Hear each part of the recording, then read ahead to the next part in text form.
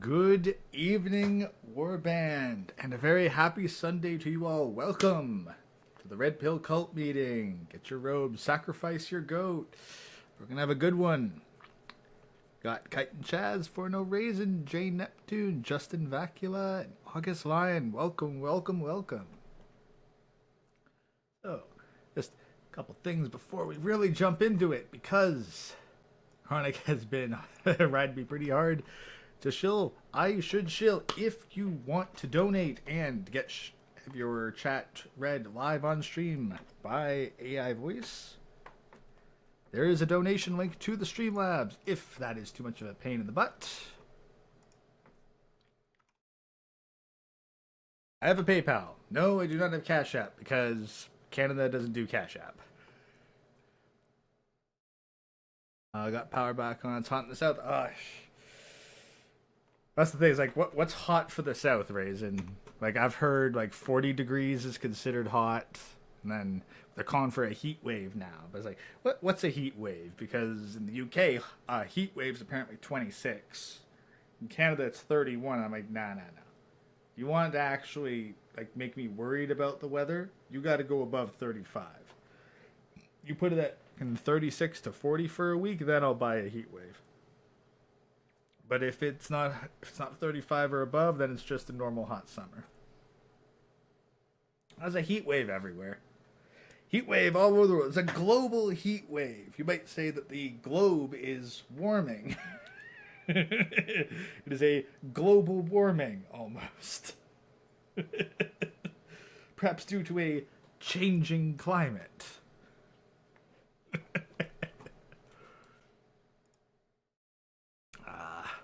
Well, unfortunately, we're going to have to turn the temperature up a bit more, because we are continuing our roast / exploration of the hidden past of Think Before You Sleep.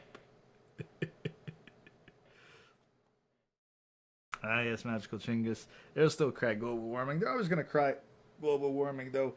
Interesting little tidbit I heard. Apparently, now this only applies to the UK, but it probably applies to other countries too, more people die from the cold each year than they do from the heat. That's UK statistics only, but I'd be curious to see it repeated elsewhere, in which case global warming might actually be good for humanity. More mild winters? Yeah, that would be good. 94. Okay, look, if you're not at least triple digits in Fahrenheit, no, that's not hot. I'm sorry. No. If it is not at least like 105 Fahrenheit, I don't consider it warm in the south. Yeah, Brazil's hot as fuck. Okay, but Brazil has like what, 2 seasons? Like dry and wet? Your Celsius, we use freedom units. Well, my conversion from Celsius to Fahrenheit's going to be kind of shit, so you've only got yourselves to blame if I get that stuff wrong. An Arctic line, everything over 85 is too damn high. Yeah. But I've seen some guys from the south, like closer to the equator, and they're going around in 30-degree weather in fucking long sleeve shirts with a freaking pseudo scarf on. Like, you know, like a thin nylon face covering. It's like, I'm not going to say it's hot until these guys go shirtless.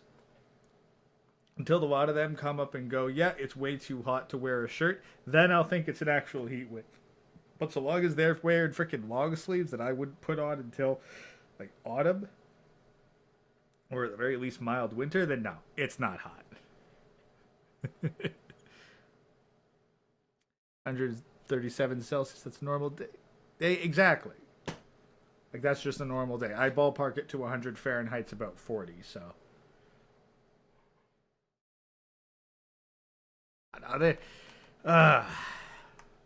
Much ado about nothing. Look, just coloring all those temperature maps red by reducing the sensitivity to it is not going to convince me that we're in a bloody heat wave. It's just going to make people who don't watch television and can't remember the past think that things are actually getting hotter. I don't even turn on the AC in this hallway. Says 37, but it feels like 50. Okay, well, that's humidity, largely. Like, if it's humid, then you've got extra problems. But, like, there's what it feels like with humidity, and then there's the actual temperature. And until the actual temperature climbs above 40, I don't think it's that hot in the south.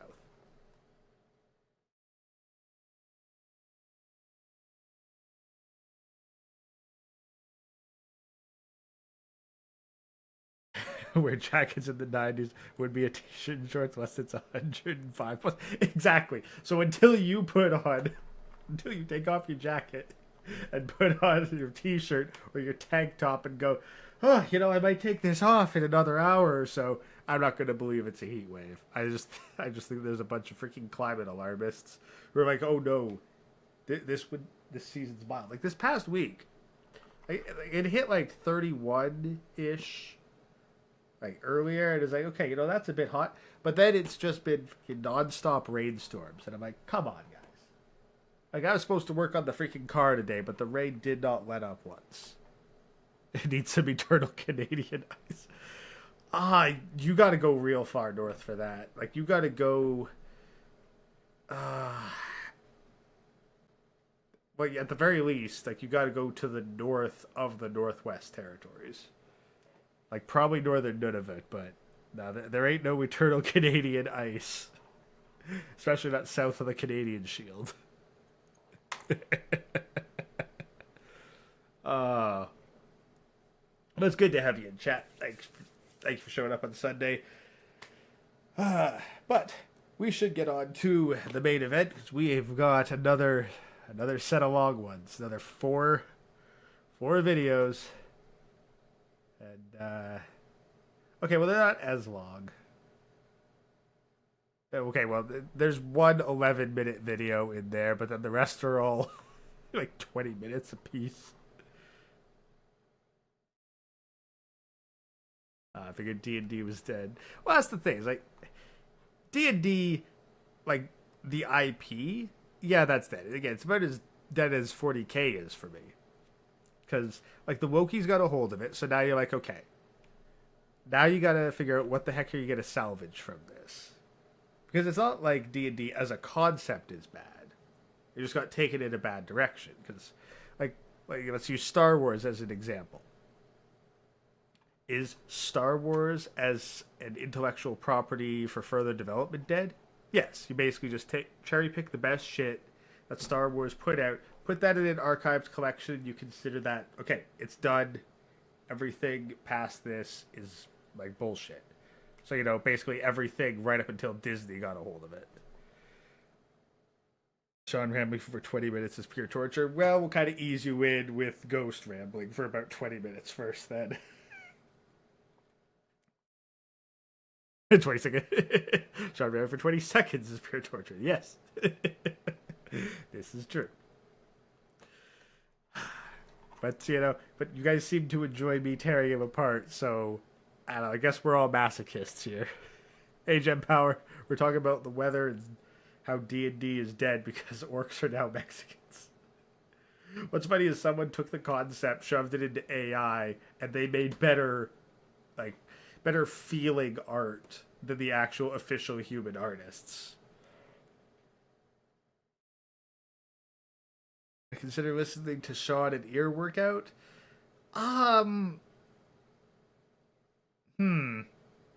No, I consider it more a brain workout, because whereas an eye workout is something that is like actually straining to do, like you have to actually try to look at it because you feel a natural aversion. It's a little easier to let Sean's go, but then it's harder to listen to the combination of smugness and stupidity. Like, it's like if you were to take his stuff and put it into writing, it would be equally as torturous.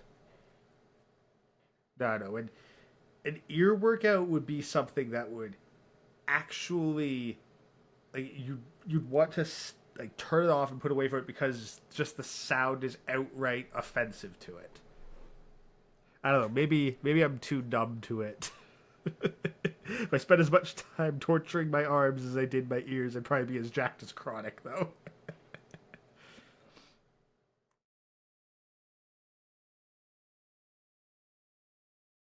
I hated yesterday was an ear workout. Oh, hey, I'm just happy that there's someone who's actually a bit of a hater. But it's funny because he said to do nothing but play video games all day. And I'm just looking through, it's like, okay, wait, hold on. I checked my Steam profile, I'm like, motherfucker, the only thing that I have played in the past 2 weeks is VTube Studio. I have literally put more hours into streaming than I have video games. So I thought that was funny, but now if he'd said wargaming, on the other hand, and miniature making, then maybe he'd have a point. But I guess he took that that I took the accomplishment of climbing Mount Everest and just equated that to no hitting millennia as a level 1 wretch. And I guess that fucking got to him. So that was funny. How much can I lift like curls? Honestly, it's been a while since I tested it. Not an impressive amount, unfortunately.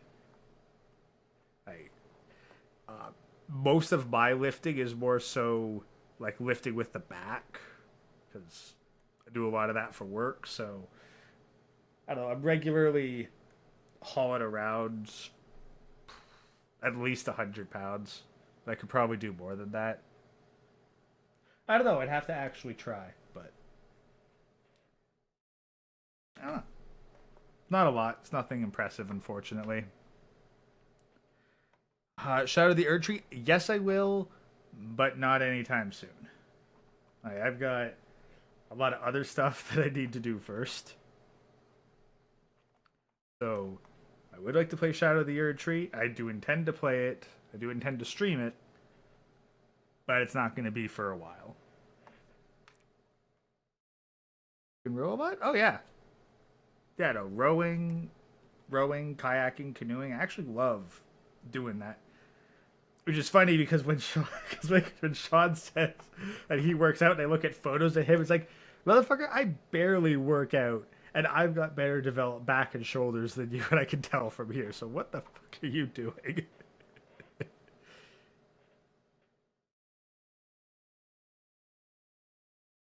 And I actually keep on vitamins and sleep. Sleep's admittedly something that I don't have well balanced. Like, I'll catch extra naps on the weekend or after work if it's been a tiring day, but sleeps at night? Well, in the interest of that, we probably should get going and get through our segments, because, yeah, I don't see us finishing up before 1 a.m. Pasta noodles in better shape than Sean. I've eaten pasta noodles in better shape than Sean. All right, but let's get to the introing the actual main coaster. So, for those of you who are new to this, Sean runs a YouTube channel called Think Before You Sleep. Now, it's fairly popular as an anti-woke channel right now, but when it was really kicking off, it was a channel that focused on MGTOW, men going their own way. To the point where basically every video Sean was putting out had MGTOW in the title. However, he got pretty big, but then his growth stagnated, and he realized YouTube was cracking down on the MGTOW acronym. And so he had to make the choice. Does he continue following the principles of MGTOW and accept that his channel might straight up get deleted, or at the very least would cease growing? Or does he scrub MGTOW from his history and carry on as though nothing happened, and instead just go to some more manosphere light or anti-woke sentiments, something a little more acceptable to YouTube's algorithm? And he chose to scrub MGTOW. He chose to abandon it and turn his back on everybody that built him up. Thankfully, his stuff was archived. Someone out there was able to archive the first 144 of his video releases, and we just passed the halfway point with our last stream. We're beginning on episode 73 here. So, let's get the segment started, and we shall begin. So, we are continuing to research Sean of Think Before You Sleep, because he's accused his haters of not doing proper research on him, so that's what we're doing with all of his deleted content, one episode at a time from the early days. Currently, we are on episode 73, Women's Weapon Against MGTOW. Let us begin. I think one of our big problems today is that we tend to oversimplify things. That's actually a little bit too fast. I like doing... Slow that down just a tiny bit. Yeah, okay, we'll go down to 1 1/3, perhaps.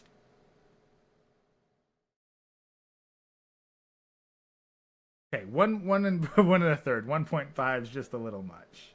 Like, if I'm going to see myself as an interviewer and I'm talking to someone who's really intelligent, I might ask them, what's the one thing that we can do to solve all of society's problems? Well, you can't really answer a question like that. And then when the answer falls... Oh, no, you can't. To solve all of society's problems, you need to remove women from being able to vote and make that a permanent, unchanging part of your society. Most other things are going to start falling into place after that, but you can do that one thing. Sure, it's going to fall short because the answer is that there's multiple things that are wrong with society and there's multiple things that are right with society. Well, the thing is, the multiple things that are wrong usually have some kind of root cause. If you can determine the common denominator between all things that are wrong, then you only have to change one thing. If you tackle all of the branches of wrongness, then you're not really taking out the problem, you're just treating some of the symptoms.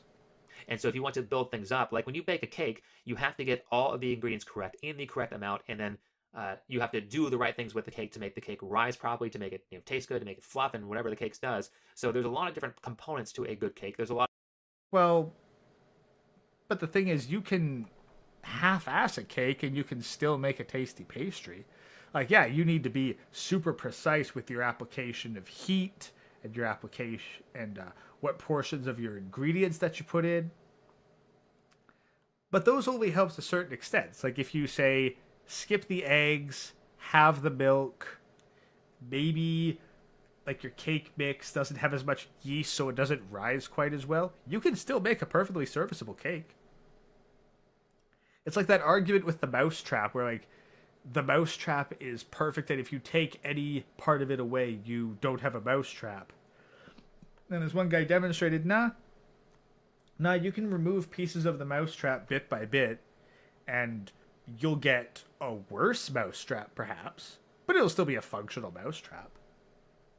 I think the lowest he got was like a 2-piece mousetrap.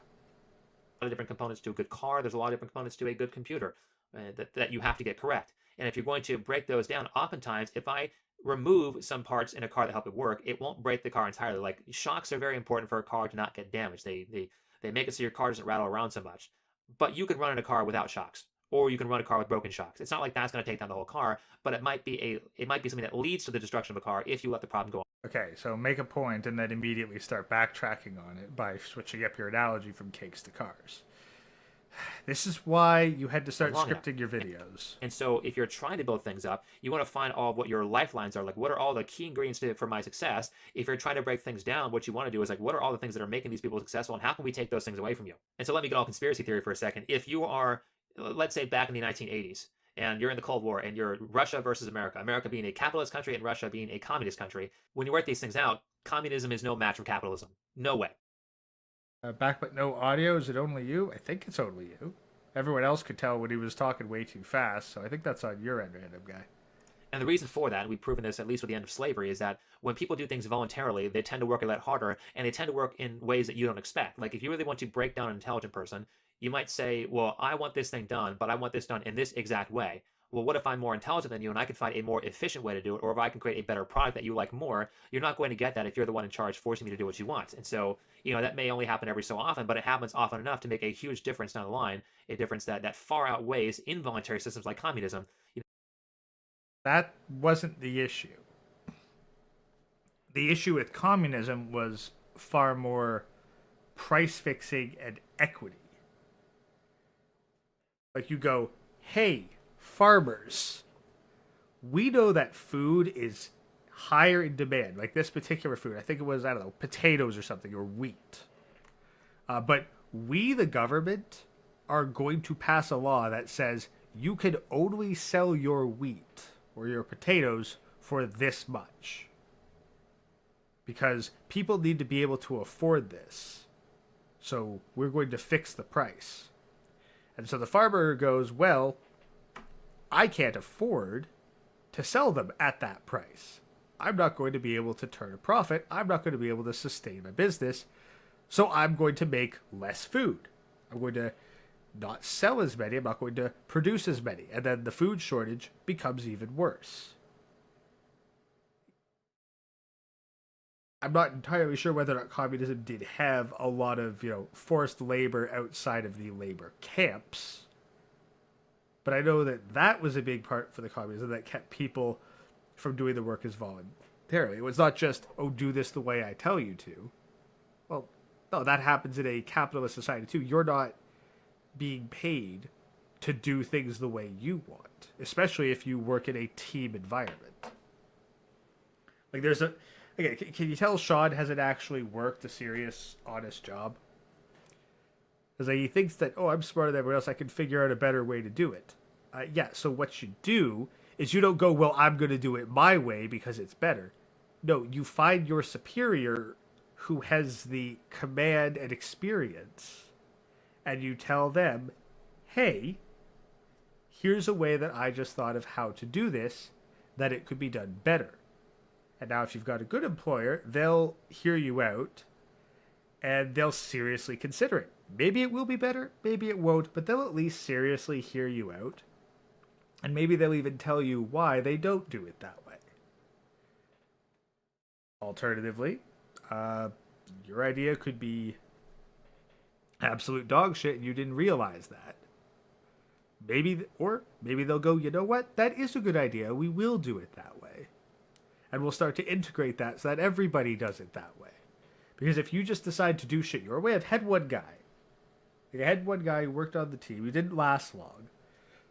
And he tried to do things his way.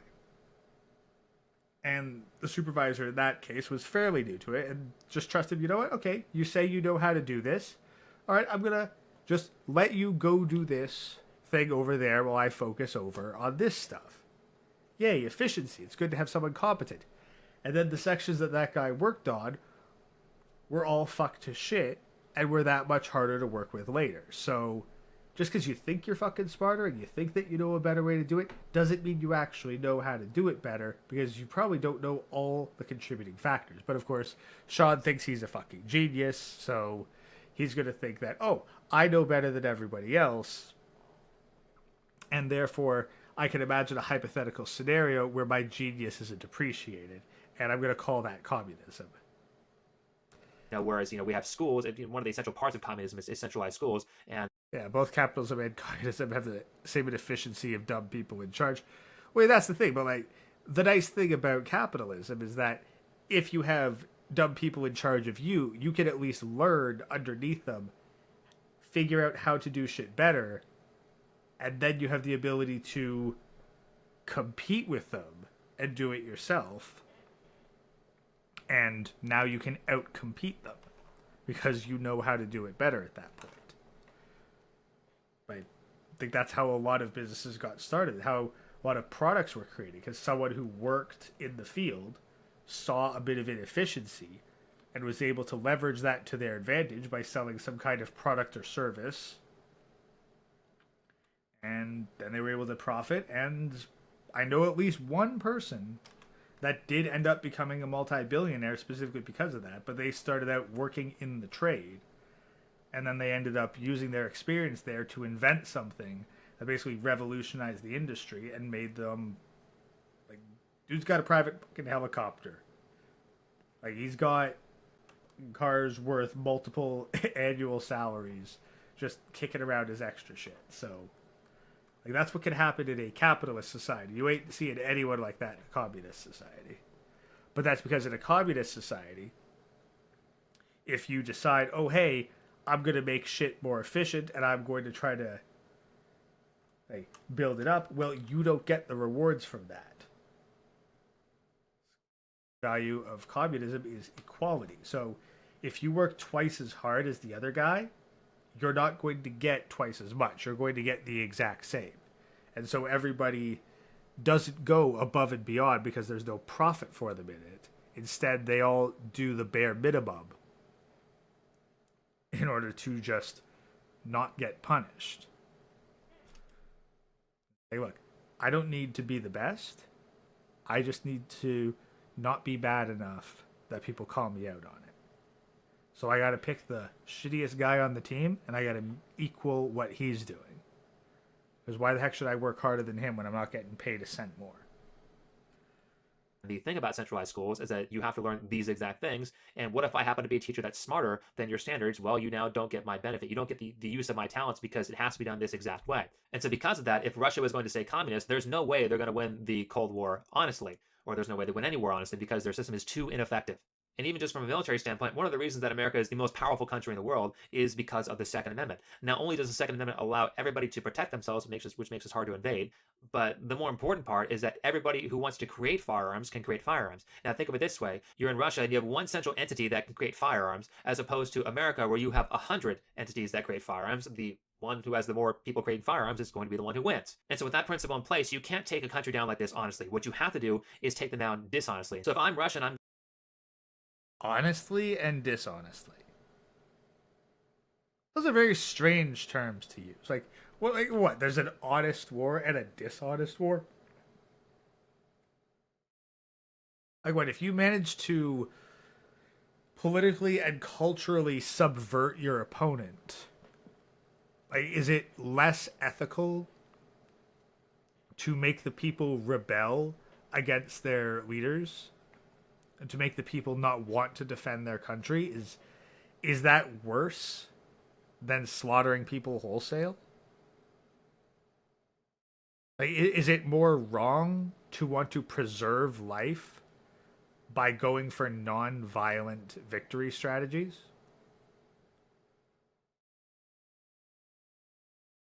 Weird way to look at it. Remember Total War Shogun 2? One of the most effective ways that a guy was able to conquer a good chunk of Japan was I would send a monk into an enemy city. He'd incite a rebellion amongst the populace. The rebels would drive the leadership out, take the place over, and then I'd sweep in with my army and put down the chaos. And that it would be my city. But because I didn't actually launch an act of aggression against my opponent, they couldn't actually do anything about it because all I did was put down a rebellion. So, would it have been more honest if I just slaughtered the soldiers of my opponent in the field rather than restored order? Going to win. What I have to do is train a bunch of people to be agents of propaganda, to go infiltrate American culture, to go infiltrate American media, to infiltrate American government, to break people down and break their routines down and break down their lifelines. I want to take everything that's good about America and ruin it. And what I might do is I might throw in a bunch of negative psychology. Like one of the most destructive messages that we've been given in the past 30 years is you're fine the way you are. You never have any problems. You stay the way you are. You're great. You're 500 pounds overweight. You're fine. Yeah, I'm pretty sure that wasn't Russian propaganda. Oh, there's definitely communist infiltrators and communist messaging, but they arrived ahead of Russian agents. If you know, you know. No, medical care is fine the way it is. We don't need to make that any better. Another destructive message that's been promoted over the past at least 30 years or so is, oh, you're so routine, you're so boring, you're just the same all the time. Now, of course, routines need to be broken every so often, but most of who you are as a person is just the same things over and over again. You need to brush your teeth every time you eat. You need to wake up, or you need to go to sleep and then wake up. You have to go to work. You have to eat. And so what you're designing yourself to do and what the purpose of doing things that are new is I'm going to do this new thing so I can find something that's successful to repeat over and over and over again. Like if I'm someone who's responsible for making meals for my family, and I find out that people in my family are really tired of mac and cheese, and when I make mac and cheese, they don't want to eat it. Which now is a problem because if I make mac and cheese, nobody eats it, we all get hungry. So what I'm going to do is I'm going to invest. No, what you do is you make the mac and cheese, and if everybody's hungry and nobody eats it, well, seriously, guys, can you seriously think of somebody who was so hungry from being a picky eater that they would actually turn down food when they are starving. If your wife and kids are so tired of bad food that they have to choose between mac and cheese and starving, I think they're going to eat the fucking mac and cheese. I honestly think they're going to eat the mac and cheese. And how do I, and why would I think that? Well, let's go back to wartime, when there was hardcore rationing. Like old school wartime. Hardcore rationing, some of the least palatable food you could imagine was out there. Like stuff that, just technically food. Like, when there have been actual people starving,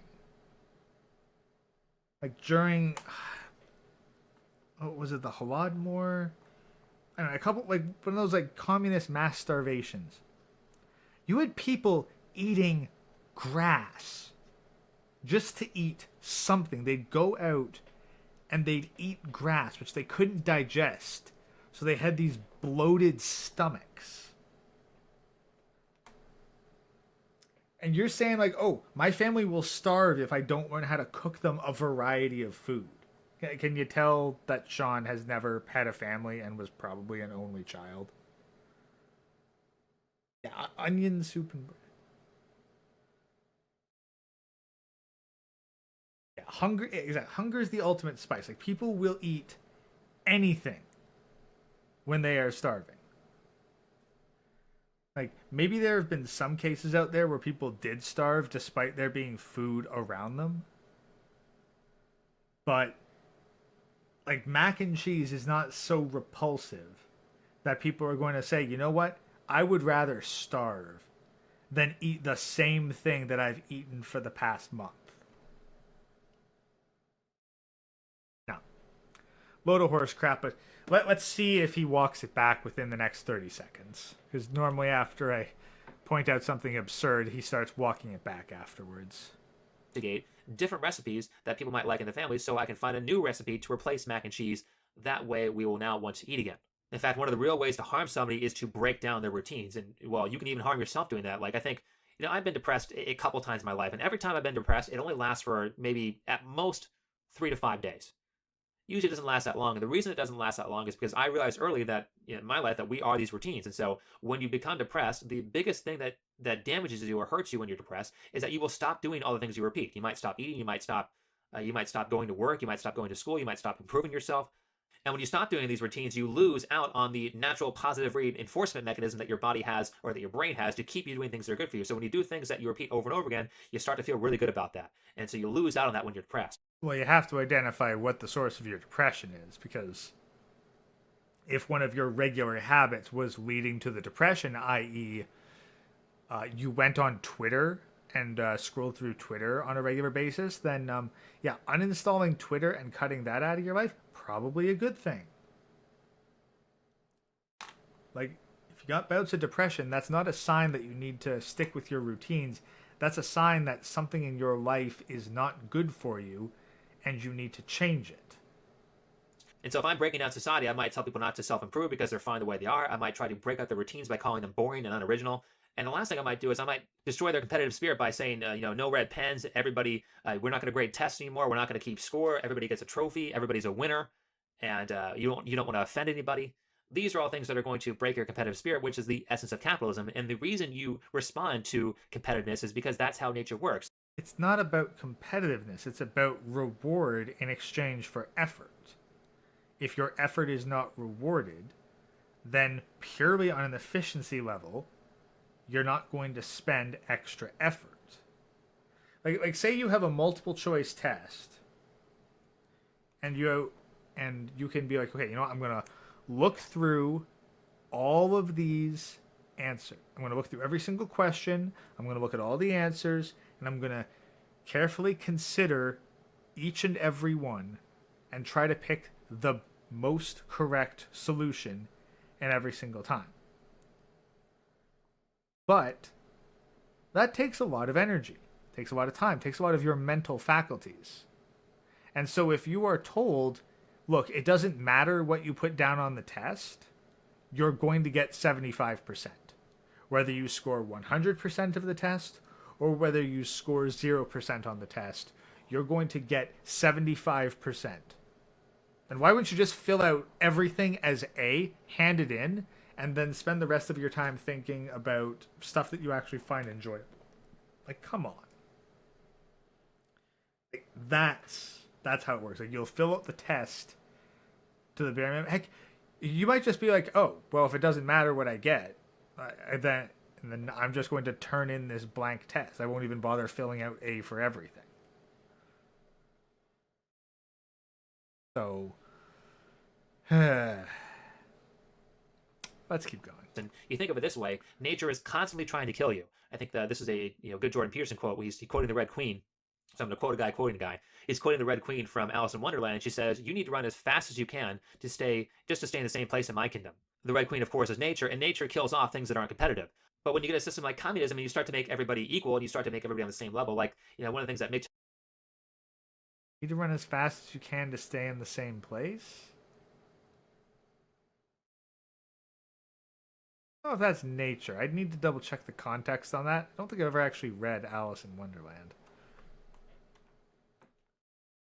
Like, but no, that's not capitalism where you have to run as fast as you can to stay in the same place. I think that's a little closer to just straight up slavery.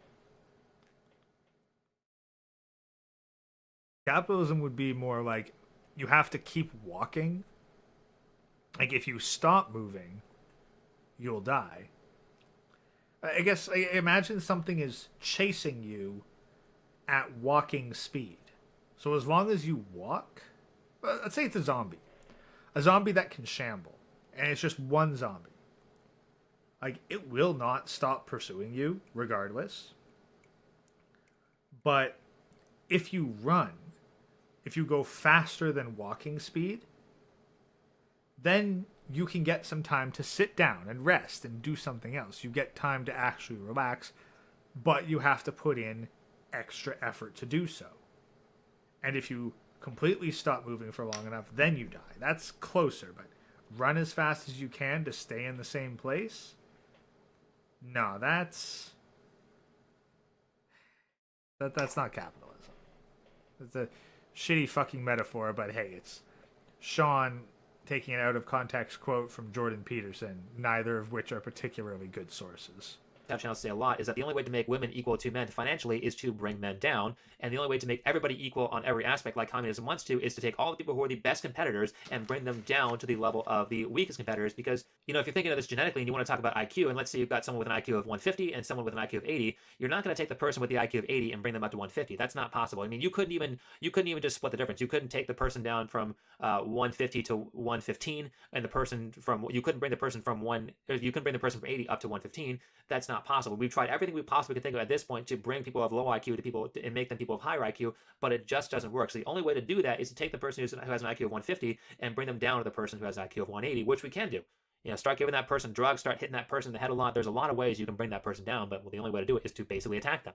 And that's now a problem because we now don't have the benefit of the IQ 150 person, which means when nature comes to attack us, we now get attacked at the level of 80 as opposed to the level that would have collectively been higher. But anyway, the competitive one I've been building up to and the lifeline I've been building up to is porn. And the reason there's a lot of campaigns against porn, well, let's be honest, when we talk about adult content, we're talking about adult content that men consume. Nobody gives a shit about the adult content that women consume. Nobody gives a shit about banging dildos or vibrators or shower heads or massage things. This is very true.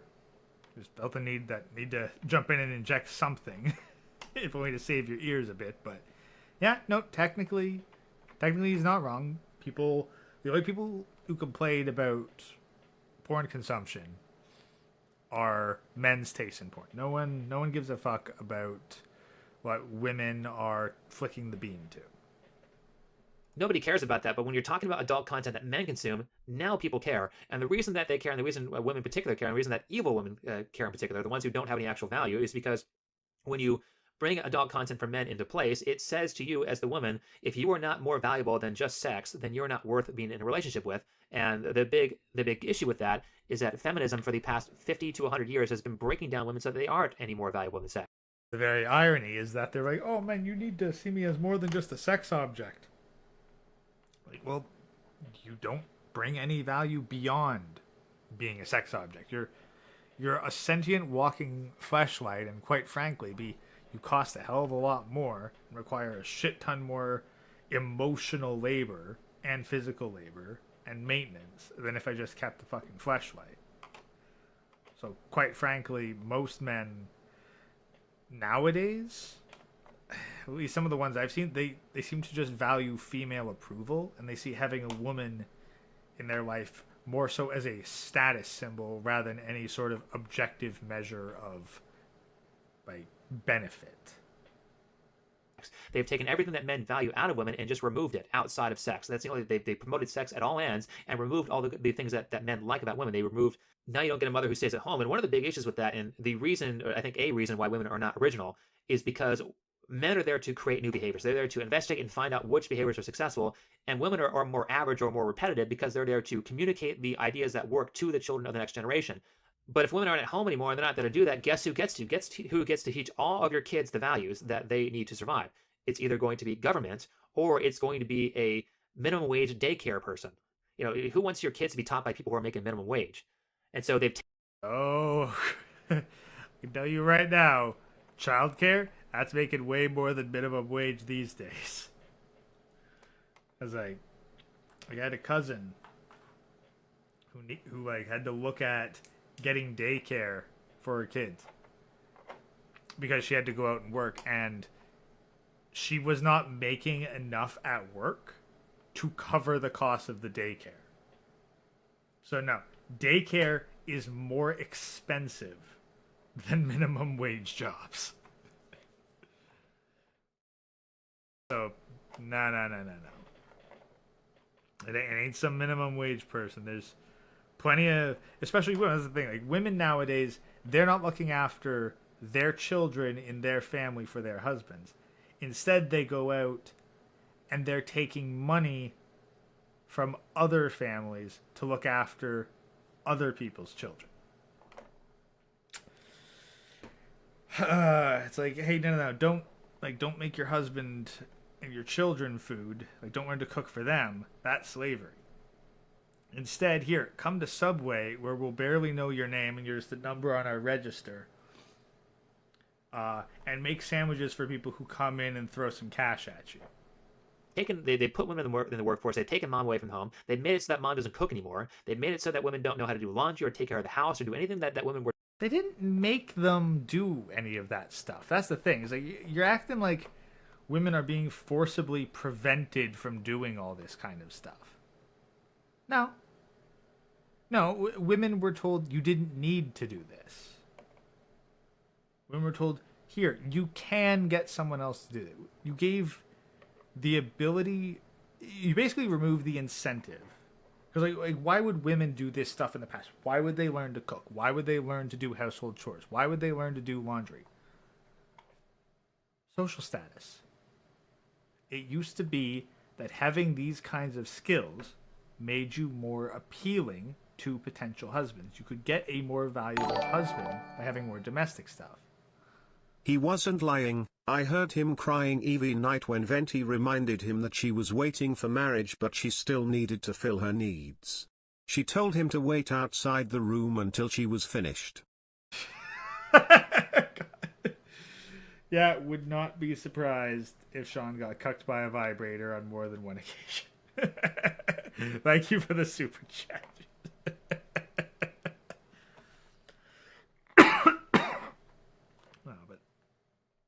I think like women have, like, for women to get attention from men, now they no longer need to cook a good meal, do good laundry, know how to repair clothes. No, now the valuable skill that they have is putting on makeup, dressing up in crappy clothing,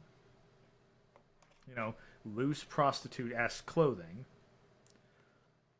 or in their minds, going and being pseudo-men by getting the same jobs that men would get and competing with men in the fields because they think that that's what men want. Meanwhile, if they showed that they knew how to do dry cleaning at home, that they could keep your suits ironed and pressed, that they could cook delicious gourmet meals on a threadbare budget, that would be that's what men actually need. And they need to be able to, because like, it's not that men can't do that. Men are often the top, like they're the top chefs. Like, yeah, you can have good chefs that are women, but men are going to be the ones that really go to the top of the field in that regard. So it's not that a man can't cook an excellent meal. It's that he can't cook an excellent meal while he's out earning even more money. Like, the man cannot be out at the office and also at home cooking the meal. So that would be the idea, is I go, hey, I got a wife who's a great cook, so she's going to keep me and the kids fed while I put a roof over her head. Instead, nowadays, like, the man's going out and the woman's going out and they're both coming back and they're both exhausted and they're both tired. And they're like, screw it, we're going to eat out. Because now the man doesn't just have to keep himself happy. Now he's got to keep her happy. And now you get the arguments back and forth of like, where do you want to go? Oh, it doesn't matter. Would you want to go here? No, I don't want to go there. Would you want to go here? No, I don't want to go there. Well, do you want to go here? No, I don't want to go. I thought you said it didn't matter. Well, it doesn't matter, but, you know, you need to pick something that I actually feel like. Whereas alternatively, and the man could have just gone, you know what, screw it, I'm going where I want, or screw it, I'm cooking something simple for myself because you're too bloody picky. And so men are like, well, why the heck am I even with this person?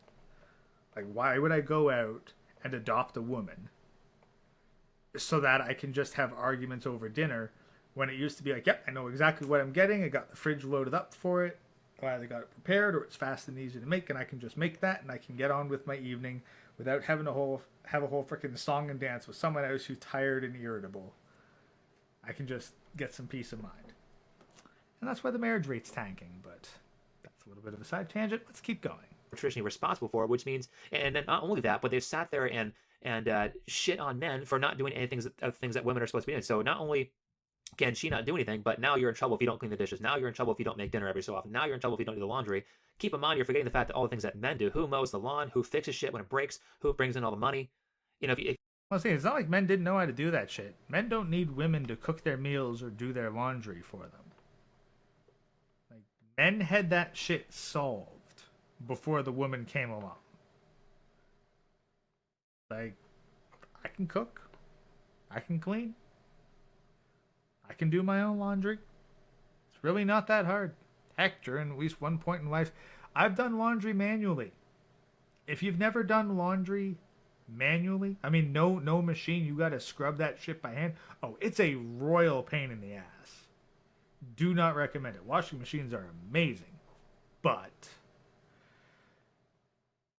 I can do it. Meanwhile, you look at single women's apartments and it looks like a freaking bomb went off.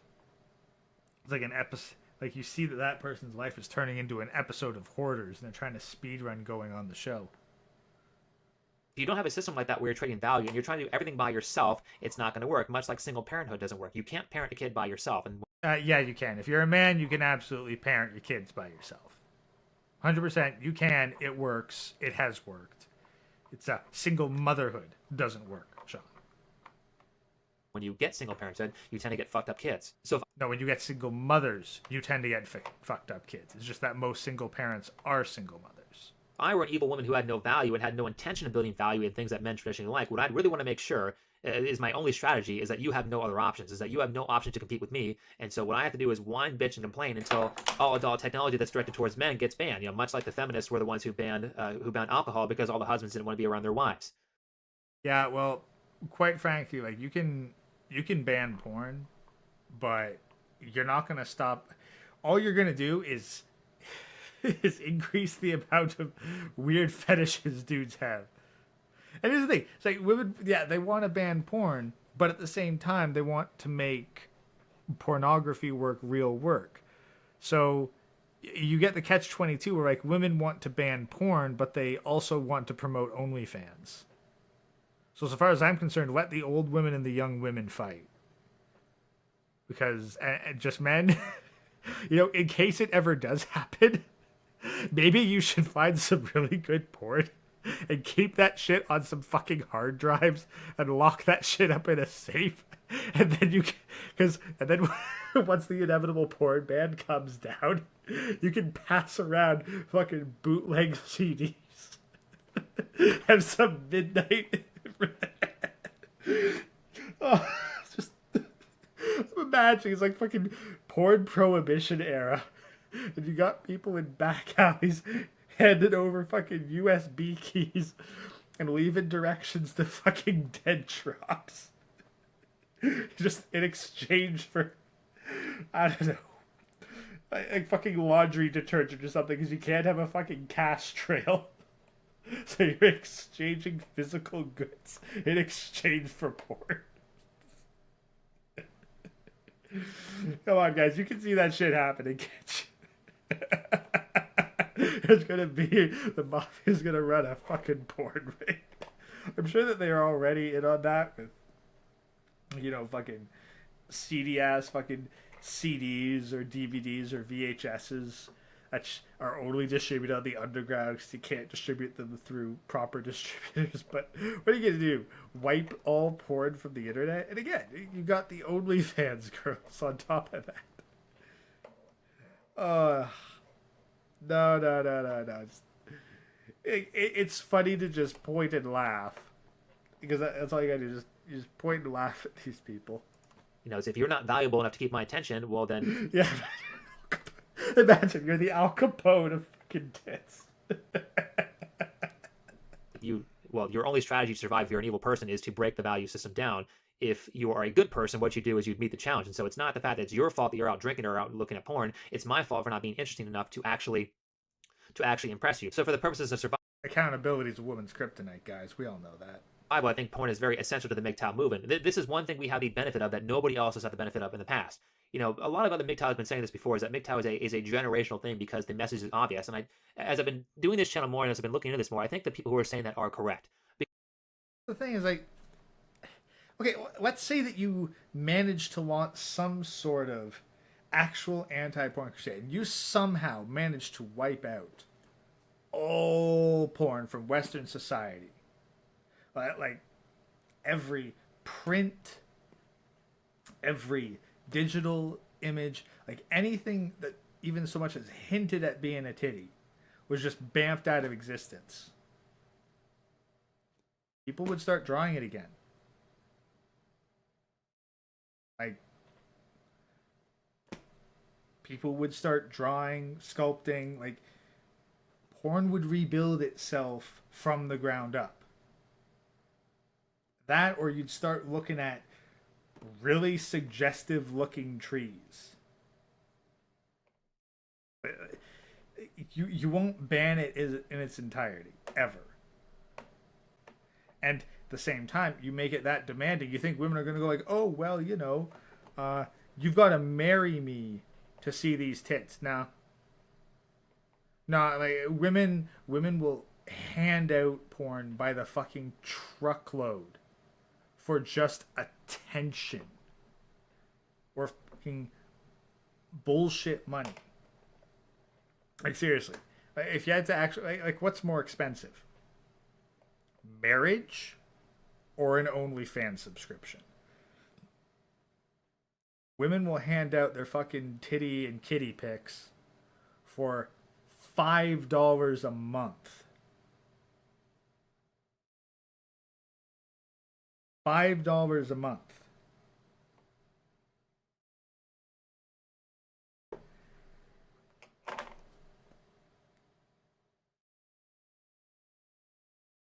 That's way cheaper than a marriage. That's cheaper than a fucking date. Like, for the price of what? One expensive date. Let's say a $200 date. That is 40 months of $5 OnlyFans subscriptions. And if there are no free alternatives, you're probably going to take that. But no, like, you want sexy porn. And nowadays with AI, Like I've got, like I can generate as much porn as I want. Like if I'm like, oh, you know, I want porn of this particular individual, all I got to do is fire up the AI generated thing, load in some not safe for work like load in a not safe for work model, type in whatever the hell I want to look at, and then just keep hitting fucking generate and adjusting until I get what I want. So like, you ain't stopping this shit. And it can come in any flavor, from fucking real life, do not say, to like anime, to cartoon, to like Western illustration, whatever. Like you got fucking AI generated Rule 34 of everything. So it ain't gonna be stopped. Because there's generational evidence for that. I mean, as someone who was a yoga teacher, yoga was originally made for men to make men stronger, and yoga basically preached the MGTOW message. If you look at a guy named Patanjali, he had this thing called the 8 Sutras of Yoga. You mean Kirsha? Like the VTuber Kirsha? Oh, that's unfortunate, but well, you know, people don't look into it. They just say like, MGTOW's the same as feminism. It's like, well, if you only look at it at the most basic of surface level shit, then yeah. But quite frankly, anyone who says MGTOW is feminism doesn't know shit about MGTOW or feminism. Yoga are the 8 ways to make yourself better, and all those sutras were doing was self-improvement. Have breathing practice, meditate, do a workout, make yourself physically fit. When you talk about philosophies, one of the philosophies is to be celibate.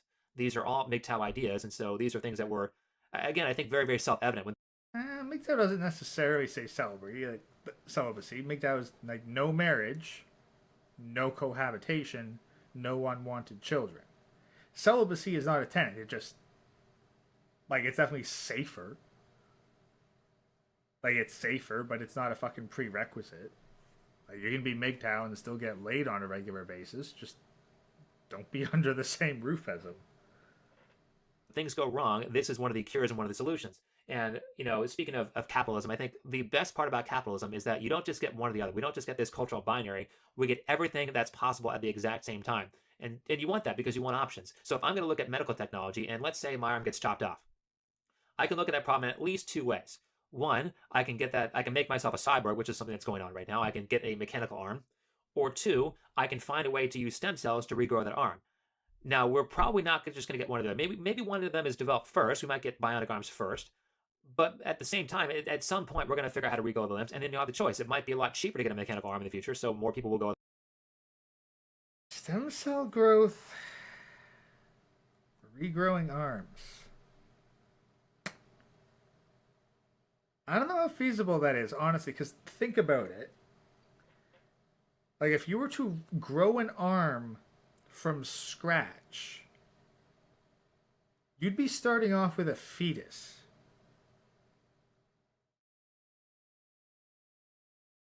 Like, it's not going to be like anime where the whole thing just regrows out back past your shoulder. No. Like, we're talking like you got to grow like the fucking fetus, and then it's got to grow up into being a baby, then a toddler, and then eventually it's going to reach the same age as you. So you either need one hell of an age accelerator that you feed just an obscene amount of fucking nutrition in order for it to grow, like, or you'd have to have like some sort of pre-existing skeletal structure, like what they do with some organs, where they take an existing organ, wash all of the cells off of it, so it's just this kind of skeleton of an organ, like a ghost organ, and then you put cells onto that grow the new organ around it. But like doing that for an arm, I'm doubtful, man. Like, I'm like, the actual nuanced complexity of that tech, it just seems beyond the pale. Maybe we'll get there eventually, but I think by that point we'll have other technology as well. Like, we'll have fucking artificial wombs and cloning tech long before we have that. Because I can imagine like trying to rapidly accelerate the growth of an arm so that it goes all the way from fetus up to adult level arm, I can imagine that developing cancer like a motherfucker. I hear that. I just think that's going to be cancerous as shit. Now, organ farms raising. Well, that's the thing. I think that there was this one movie called, I believe, The Island. And it was about a whole bunch of people who, well, they lived on an island in a weird, like, comfortable sort of dystopia thing. And it turned out that, yeah, y'all are fucking organ and spare parts backups, and each of you have like an uber rich person who you were created to grow alongside because you're all clones of them. And so whenever they need like a new organ or a replacement part, then we kill you and harvest it from you. Like, that to me seems like a far more viable way of doing it, because if you try to replace any part of yourself with something that isn't genetically identical to you, or at least, you know, within that margin of error that natural growth creates, like short of an identical twin, basically, your body will eventually reject it. And if you try to prevent the rejection with immunosuppressants, then your immune system starts taking care of cancer cells on that tiny level. And so then instead of dying of like organ failure or whatever, then you die of cancer. So yeah, it's a complicated piece of shit. The mechanical arm, or the mechanical arm might be stronger, or in the case some people might feel a little bit sentimental, might want to have their original arm, and maybe in some cases they'll be able to make the original arm stronger than it was before through genetic manipulation, but we get the benefit of both. If you're going to genetically manipulate an arm so that it is stronger, then it's going to be genetically different from you, the host, and thus your body is going to reject it because it's going to view it as a piece of foreign organic matter. Chronic's ears are burning right now because like a fucking simp is talking science that he doesn't understand, like he has a fucking clue. And so the way society has always worked is that if it's effective, is that we get the benefit of MGTOW is not going to destroy the world. What MGTOW is going to do is it's going to alleviate enough men from the culture to make enough women miserable enough to start complaining and changing the laws. You're not going to kill, as though women weren't complaining and changing the laws before, culture by going MGTOW, because you won't get 100% of the audience. And so because both things are happening at the same time, you get the benefit of both. You get the MGTOW people who are saying, hey, there's all these things that are really... Edo, you hate glasses, you want night vision? Well, actually, I ran into a guy last week. There's some sort of company right now that is working on... It's not like a contact lens. It's like a replacement lens for the one in your eye. And it's about to enter human trial. And it apparently improves your vision beyond what is normal. I forget exactly what it's called. Here, I might actually have it in my my phone's history here because I did look it up. Hold on. Sorry, guys. Brief break while I mention that. But you put that. What is it? Ocumetrics. There we go. Now, hold on. Let me...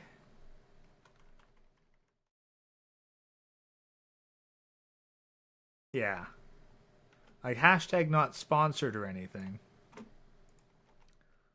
But no, like, if you guys are willing to, like, risk experimental technology for the chance of, like, amazing vision, that's probably the closest to bionics in the modern day that I've actually heard of. So... If that's what you think, well, take a look into it. I'm lucky enough to be blessed with good eyesight, and I'm too worried about the long-term potential consequences to consider it for myself. But it's there. Anyway, let's...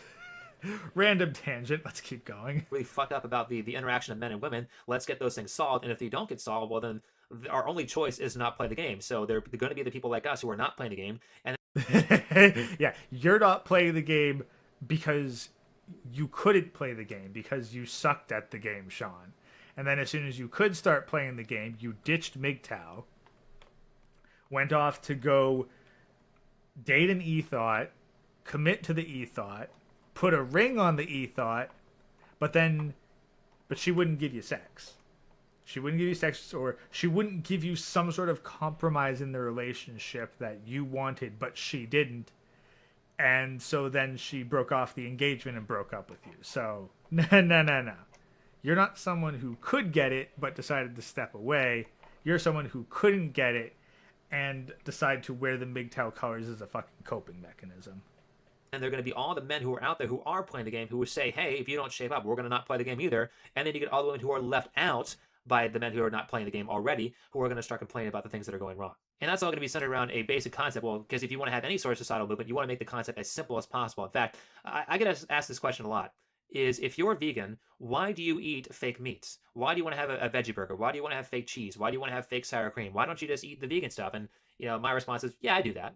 It tends to be a lot better. But the reason I eat fake animal products is because the only way that we are going to get a sizable amount of people to go vegan, and I don't want everybody to go vegan. What my realistic vegan goal is I want to get rid of factory farms. I think most people would agree with that. I don't think everybody needs to go vegan. I don't think everybody can go vegan. Some people have to eat meat for certain reasons, like Jordan Peterson's daughter. The only diet that doesn't make her want to kill herself is the carnivore diet, and I think that's perfectly fine. If you need to survive by eating meat, then go ahead and do it. But because I don't think most people do, I want to get them to options. No, people do need to eat meat to survive.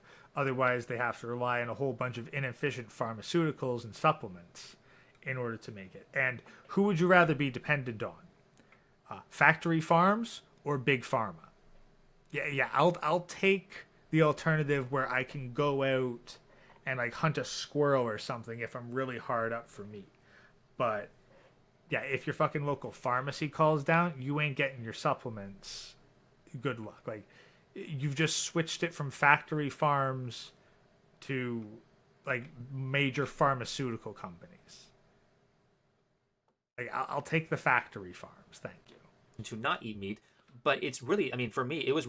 How long can he go without talking about being vegan? Well, he made it a good 15 minutes to this one. Really difficult to go from someone who eats meat all the time to someone who doesn't eat meat. If I'm going to get everybody to do that, especially in a society where people are weaker than they were before because of all the bad psychology, that's not going to happen. What would happen though, what would really kill the factory farm industry is to make a plant product that tastes just as good as the real stuff. That way, if you want to transition from a meat burger to a veggie burger, no, that won't kill factory farms. Factory farms happen for a variety of there's multiple reasons, but the simplest thing is that factory farms are extremely cost effective. And there's a whole, I long have forgotten the details, but there's a whole bunch of government bullshit about farmers needing to meet certain quotas and being in debt to typically government agencies or some sort of other large organization. Like, all their equipment is technically being loaned to them. They don't actually own it. And so they need to make certain amounts of profit in order to make the payments. So they don't have the luxury of not doing factory farms. Like, they have to do the whole fucking factory farm thing. So no, you're looking at, hey, let's reduce the demand for meat, and then we can create an industry that's a little better for animals, rather than looking at why factory farms exist. Like, what are the economic pressures that farmers face that compel them to do factory farms, and then dealing with those issues. But no, you're just trying to justify your fucking veganism because taking some sort of socio-economic crusade to improve the lots of factory farms doesn't make you as virtuous to your friends as switching up your diet and being a royal pain in the ass to everybody around you. The only decision you have to make is a moral decision. Do you want a hamburger that required a factory farm to make, or do you want...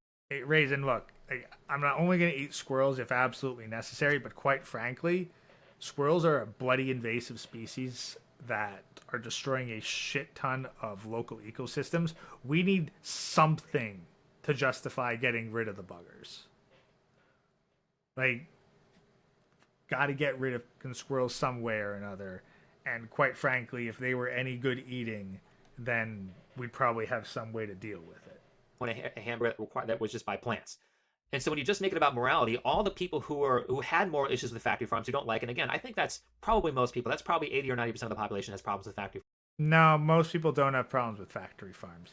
Like, if you shove it in their face, they might go like, oh, wow, that's fucking horrible. I don't like that. That's a terrible way to treat animals.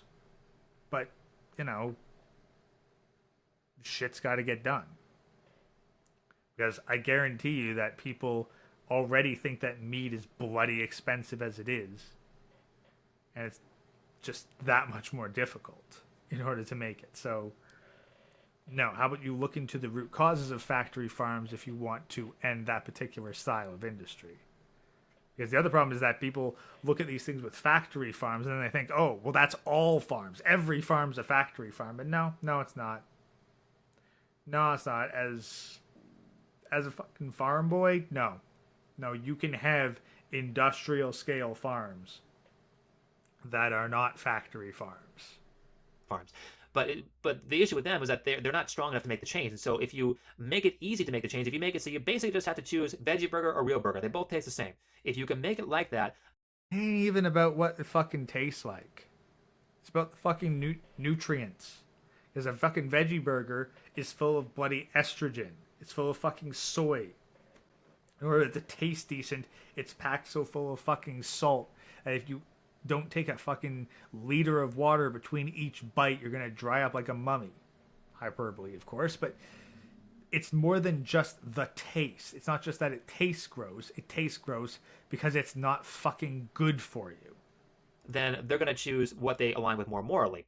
And so if I have this problem of MGTOW, whereas I can't, if things are really bad, people are going through divorce court, they're getting raped. It's like, if you get into a relationship, you have a 90% chance of getting divorced, and that's, you're going to have to pay lifetime alimony, and all these things are going poorly because of that. But you can't not get married because you want to have sex, or you can't not deal with women because you want to have sex. You can't ghost them because of that. Well, it's going to be a lot harder to make the decision that actually aligns with your values. And so that's why, as hammer on, control your biology, gentlemen. Control your fucking biology. Like, if you cannot avoid women because you need sex, and for some reason just paying for play is not an option for you, then sure, you're fucked, but I got no sympathy for you. all this stuff comes from. That's where all the porn shaming comes from. If you look at porn, you're a loser, or men just can't get it up anymore after they look at porn. Or what about it's like it's always in the men. When you have these Time magazine articles like men who look at porn now have trouble getting an erection during sex. Well, what if it's the case that their girlfriends are too fat and that's why they can't get an erection? It can never be the woman's problem. It always has to be the male's problem. It has to be the male's problem because that's where the issue lies. Is the female porn thing is not a big issue. That doesn't have any harm to the Marxist societal goals or whatever's trying. Yeah, no, because it's like, yeah, my girlfriend can't feel anything when I do her because she's used to fucking bad dragon the size of my arm. Yeah, like, yeah, no, clearly, like, guys not getting it because, they're used to the unrealistic expectations of porn that, gives a woman who actually bothers to be seductive and participate and does something to arouse a guy aside from just laying back on bed while flipping through her phone. Trying to ruin things, but the male desire for porn does, and so that's what has to be shamed. That's what has to be. You have to be made fun of. It has to be made illegal. It has to have all these studies that say it's wrong, and because if they don't do that, men are going to realize they have other options. And if you're someone who's evil, if you're someone who is banking on this message, that's going to be your destruction. That's going to be the death of you. That's going to either be financial death for you. That's going to be physical death for you. That's going to be a huge problem if men figure out they have options and they now don't have to go to you anymore. Much like the robber baron monopolist, they another business pops up that provides a product cheaper. They have to snuff them out before that business ruins them. So that's the reason for the anti-porn movement. And I think I'll call that a video. So if you liked it, please hit the like button. I don't think it's not a video because it's a fucking like static image. For one, there's just a static image with some audio on it. You could have put this as a podcast, and absolutely nothing would have had to change in your content. And yeah, that was another one of your fucking incoherent rants. But this video, I guarantee, with how many times he said MGTOW in it, guarantee that this video has been completely bloody eliminated from his history, from his archive, and he will deny it exists. But you got anything that you want to say on it? You got a comment down below. As usual, I spent about an hour to get through an 18-minute video, so it's going to be a long one. All right, so that's that one done. I'm not really sure how to end those. Called out his future girlfriend so many times. Oh, exactly. That's the delicious irony in all this.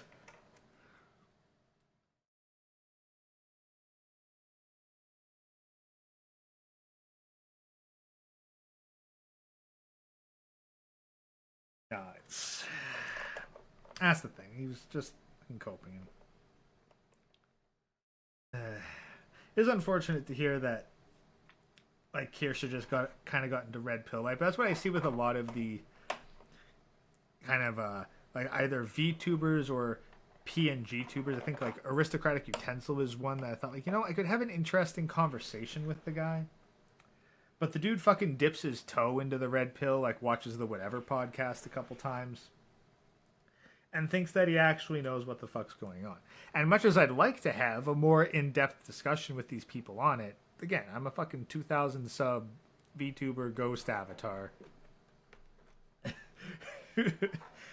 So I can't really expect him to jump over to me, but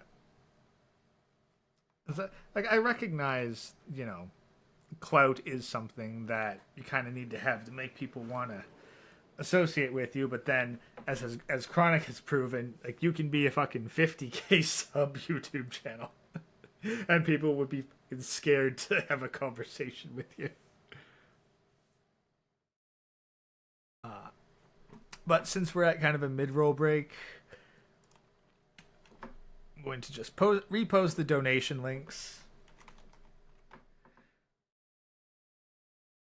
So if you want to donate and have your stuff read out as text to speech, there's the link right there.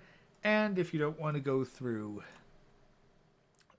Streamlabs and just put some money to the PayPal, there's the second option right there. And I'll pin the Streamlabs one, because that's the one that allows for the most engagement. Should we have live chat so I can see all of you? I think first we should go after Riley Reid next. Has he already gone after her?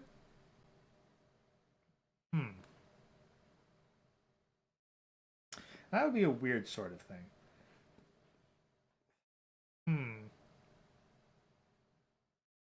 This one I've heard him mention Riley Reid just once, but like, is she even still relevant? I honestly don't know if she's even still an internet presence. And what you're probably going to see is he's going to go after a single mom. Like, I'm willing to bet that he's going to go for a fucking single mom at some point. You're going to see Sean on MILF Manor. That's what's coming. He's going to be the next big guest star on MILF fucking Manor.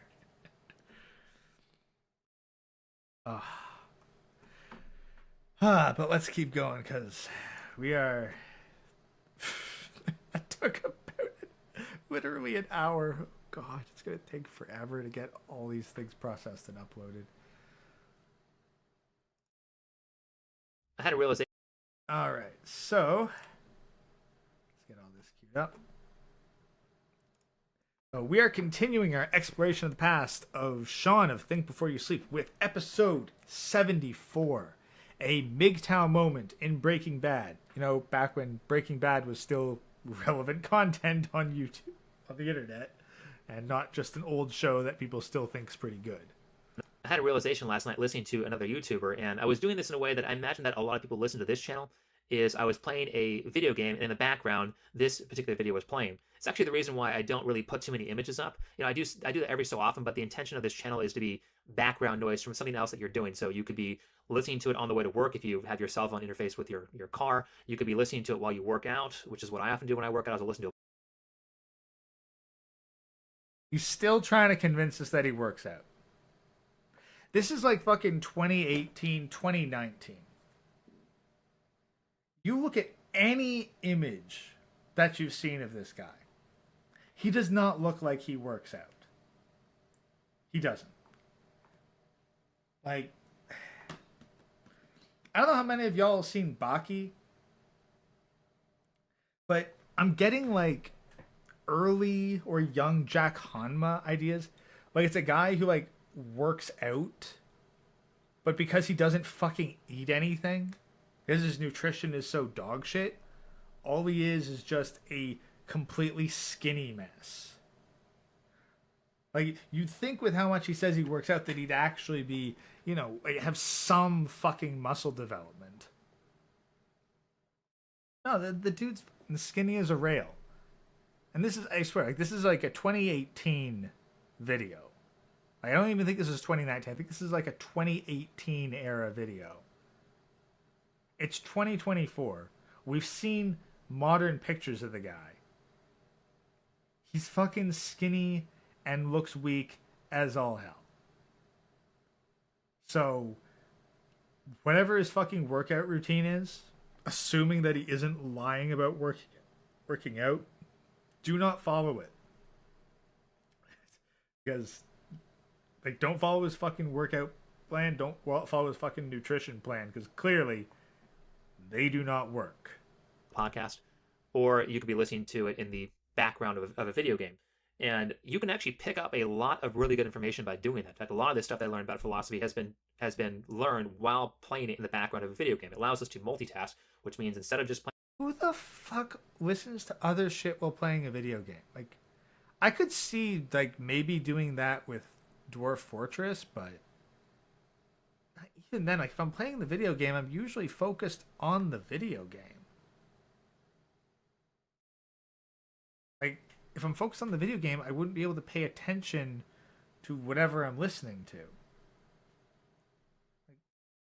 Like, what's he playing? Minecraft? I could see doing it in like with a Minecraft game because that's a fair bit of tedium, but even then, fucking video game are you playing? Like, ugh. Playing a game where I'd only be doing that and be basically wasting time, I can now make video game playing productive. And, well, you want to even make your lazy time. Playing video game right now, listening to this. Okay, you know, guys, like if you are playing a video game while listening to the stream, hey, like, thanks for lending me your attention, for one, but hey, put in chat what the heck you're playing. Because, like, I'd be curious to see, like, what people play while listening to streams. As productive as possible if you're trying to get anywhere in life. But I was listening to a channel called Rekieta Law, who is, Nick Rekieta has done... Oh! Rekieta. So, for those of you catching this who don't know, Nick Rekieta, by the year 2024, so a good 5-6 years after this was posted, there's not only video of him gooning on stream, basically being a severe alcoholic, and he got busted with cocaine and weapons while fucking another dude's wife. And there's allegedly also cocaine found on his kid. So you got drug charges, weapons charges, and child abuse leveled at him. And he's currently in the middle of a fucking lawsuit for all that. And chances are that it wasn't just him fucking another dude's wife. Chances are that other dude was also fucking his wife and was just not getting cut in on the most recent action. So, yeah, I was talking about Rekieta streams. Like, that's what Rekieta turned out to be about 5-6 years later. So, wasn't expecting a double roast with this one. Let's keep going. Something really interesting with law, because law is a really, really boring subject. In fact, I almost think it's intentional by lawyers to make law as boring as possible. That way, nobody in their right mind would be able to understand what the hell they're talking about, which allows you to get away with whatever you want. So, you know, you've got a couple ways of doing that. You create a bunch of words that are called legalese that are too high level for the average person to understand, and then you make this document that's like 40,000 pages in 0.01 fonts so that nobody would ever want to read it, and then you can kind of get away with whatever you want. I think that's a part of the... You ever hear those intellectuals that are really, really intelligent, really smart, and are really well regarded in the university. But when you hear them speak, they speak with such high vocabulary that nobody will understand them. It's like they're speaking a different language, which completely misses the point of speaking. It's like you have an audience with this level of intelligence, but you're speaking at an intelligence level that's much higher. You might ask, who's the stupid person? Is it the people who are in the audience who can't understand what's being said, or is it the dumbass who speaks at such a high level that nobody would care about what he's saying? I think that, quite frankly, if you're speaking at that level, they have to ask, like, what the heck are you even talking for?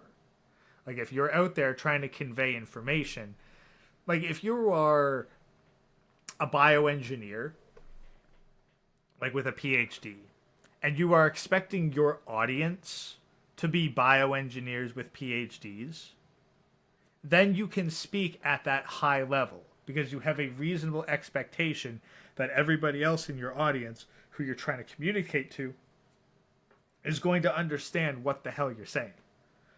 But yeah, if you're a PhD in bioengineering and you're speaking to a bunch of wet behind the ears high school grads, you're going to have to dumb that shit down. And if you're talking to the average member of the population who's not even interested in science to know, like, fucking ribosome, then you're going to have to dumb it down even further than that. But if you got somebody who, you know, is primarily accustomed to only speaking with other PhD level people in their labs or workplaces, then yeah, they're probably not used to public speaking to the masses who have no idea what, I don't know, Chronic would know better terms than me. Ribosome is the one that comes to mind, but like epigenetics, for example. Like, I mean, I've studied a good chunk of biology, more than most of the populace, and that was a new term that I had to learn from Chronic, so kudos to Dr. Undead Chronic, but let's keep going. But like I said, maybe some of that's intentional, maybe they do that on purpose. So what Nick Rekieta has done with this channel is he's taken a subject that's previously extremely boring and made it super interesting. And the way he did it was by drinking a shit ton on stream. Sorry, I never actually watched any of Rekieta's streams, so I have no clue.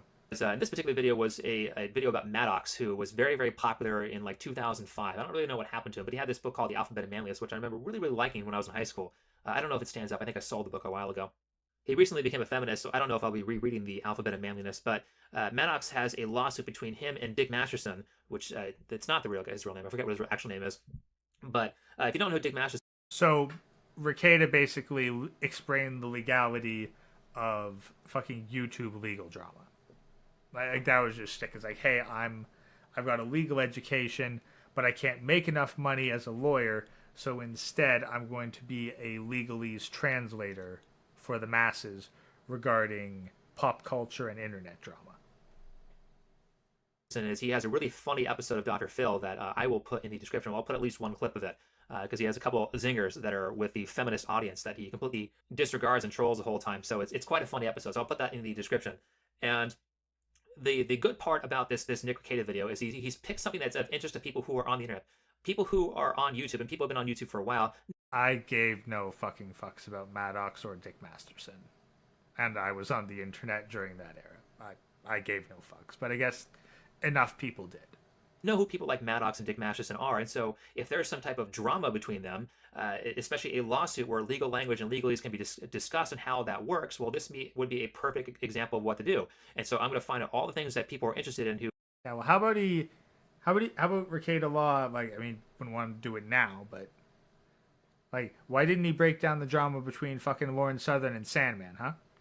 Why didn't he break down the fucking legal bullshit of that? No? Not going to touch that shit? Of course he's not going to touch that shit. Look at the internet, and we're going to go over legal cases that are relevant. So now something that's extremely boring is very interesting because I'm really interested in what happens between these two people because I'm not. I gave no fucks. Know who they are. And, you know, that was when he first started his channel. I think that was his first video. But if you look at what he's done now, his channel had about maybe 2,000 or 3,000 subscribers about 6 months ago. Oh, hey, I've got a little over 2,000 subs. Maybe I could be the next Rekieta Law. Wait, no, I don't want to do a whole lot of drugs, abuse children. No. Now he's got like 60,000 subs, and I don't think that's the impressive part about his channel. What's really more impressive... Chronic's got 50K, so...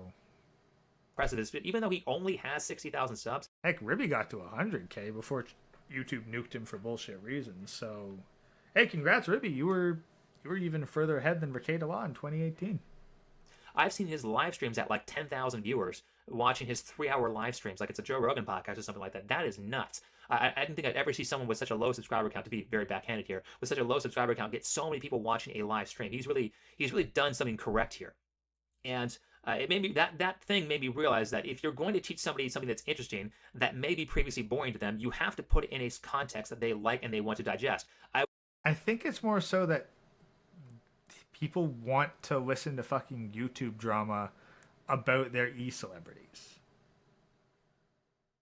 Like, that's more so the secret to how it goes. And if you're like, hey, I'm going to break down this legal drama that's going on, that's going to get a lot of hits. Like, that's just a general strategy that works. Like, maybe you have to actually have some level of competence to it. But that doesn't necessarily mean that you're doing an excellent formula. It means that you found a topic that people are interested in.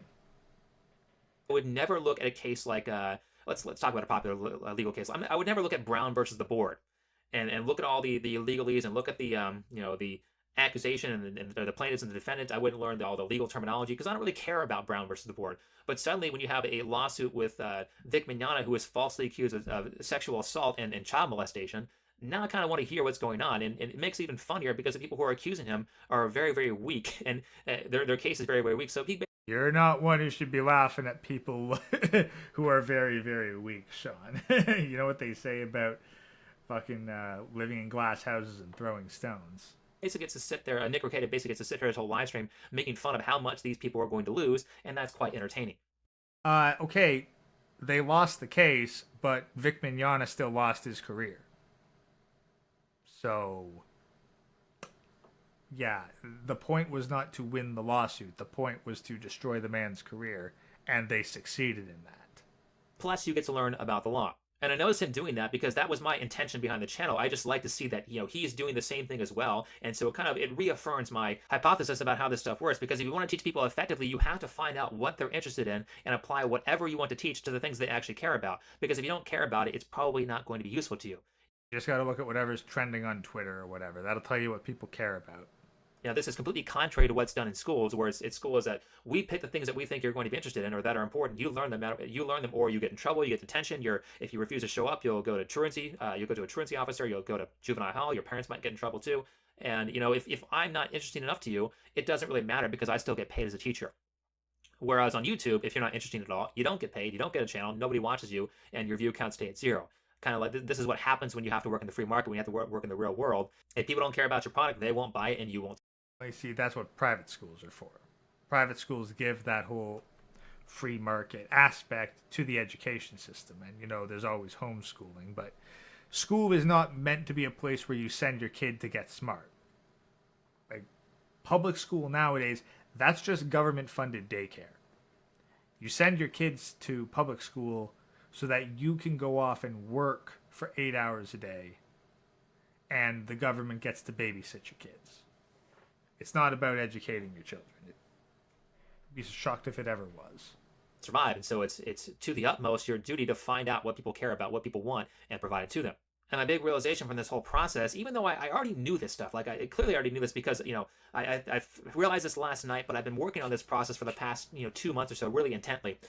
But at this point, it just kind of hit at the exact right angle. Is that the reason that stories have to be told, and the reason stories are so popular, is because what they do is they take a philosophy. Like, I want to teach you this one thing. Like, if I'm going to make a movie called Doctor Strange, I want to teach you that if you're going to survive in the real world, you need to make your life about everybody else, not just about you. And so I'm going to make an 1.5-hour movie or 2-hour movie, however long Doctor Strange was, a 2-hour movie showing you somebody who does not do well when he makes things all about himself. I'm pretty sure Doctor Strange was an adaptation of a successful Marvel comic book character. Like, if they had an agenda behind it when they went in, again, and I didn't see Doctor Strange, so I don't know much about it, but yeah, the idea that, like, hey, I want to push an idea. I know I'll make a story that pushes my idea. Yeah, that's the reason fucking Hollywood's dying. And then does really well when he makes things about other people. That is taking a format that people are interested in and packing a simple and easy to digest message so that you can better your life for it. And that's what I hope to do with this channel. I hope to package philosophy in the MGTOW spectrum because... Wait, so you do things for other people to make your life better. So you're still selfish in the sense that you're doing it for yourself, but because you're presenting it as doing it for other people, now you're a better person. Yeah, that sounds about on point for someone of Sean's mentality. I've been a MGTOW for 4 years, and that's a...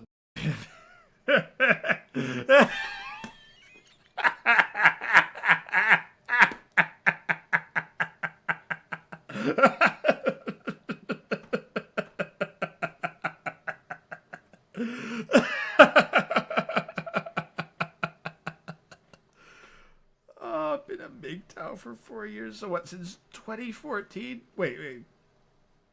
So what you're saying, Sean, by your own understanding of MGTOW, is like no marriage, no cohabitation, and celibate for 4 years.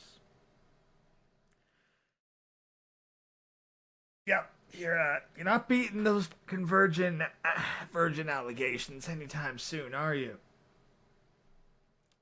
Yeah, it's not that like you were avoiding being around women because of some kind of fucking principled stand. No, you were just that fucking repulsive. You're probably that fucking creepy ass yoga teacher. Oh god, so yeah, he hasn't gotten any for at least like since this was what 2018, 2019. Cut back 4 years from that, 2004, 2005. This guy, at the very least, hasn't gotten laid in like 10 bloody years. What Nick Rekieta is clearly doing with this channel is he's taking all these legal cases that the internet is interested in and using that to break down how law works so he can teach law effectively. It's genius because you don't even realize that he's doing that.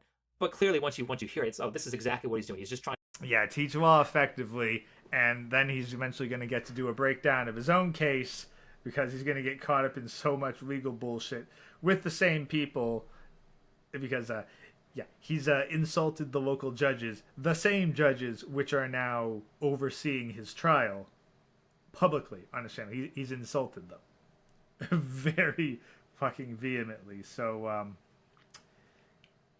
this goes to show you don't have to be fucking smart to understand law.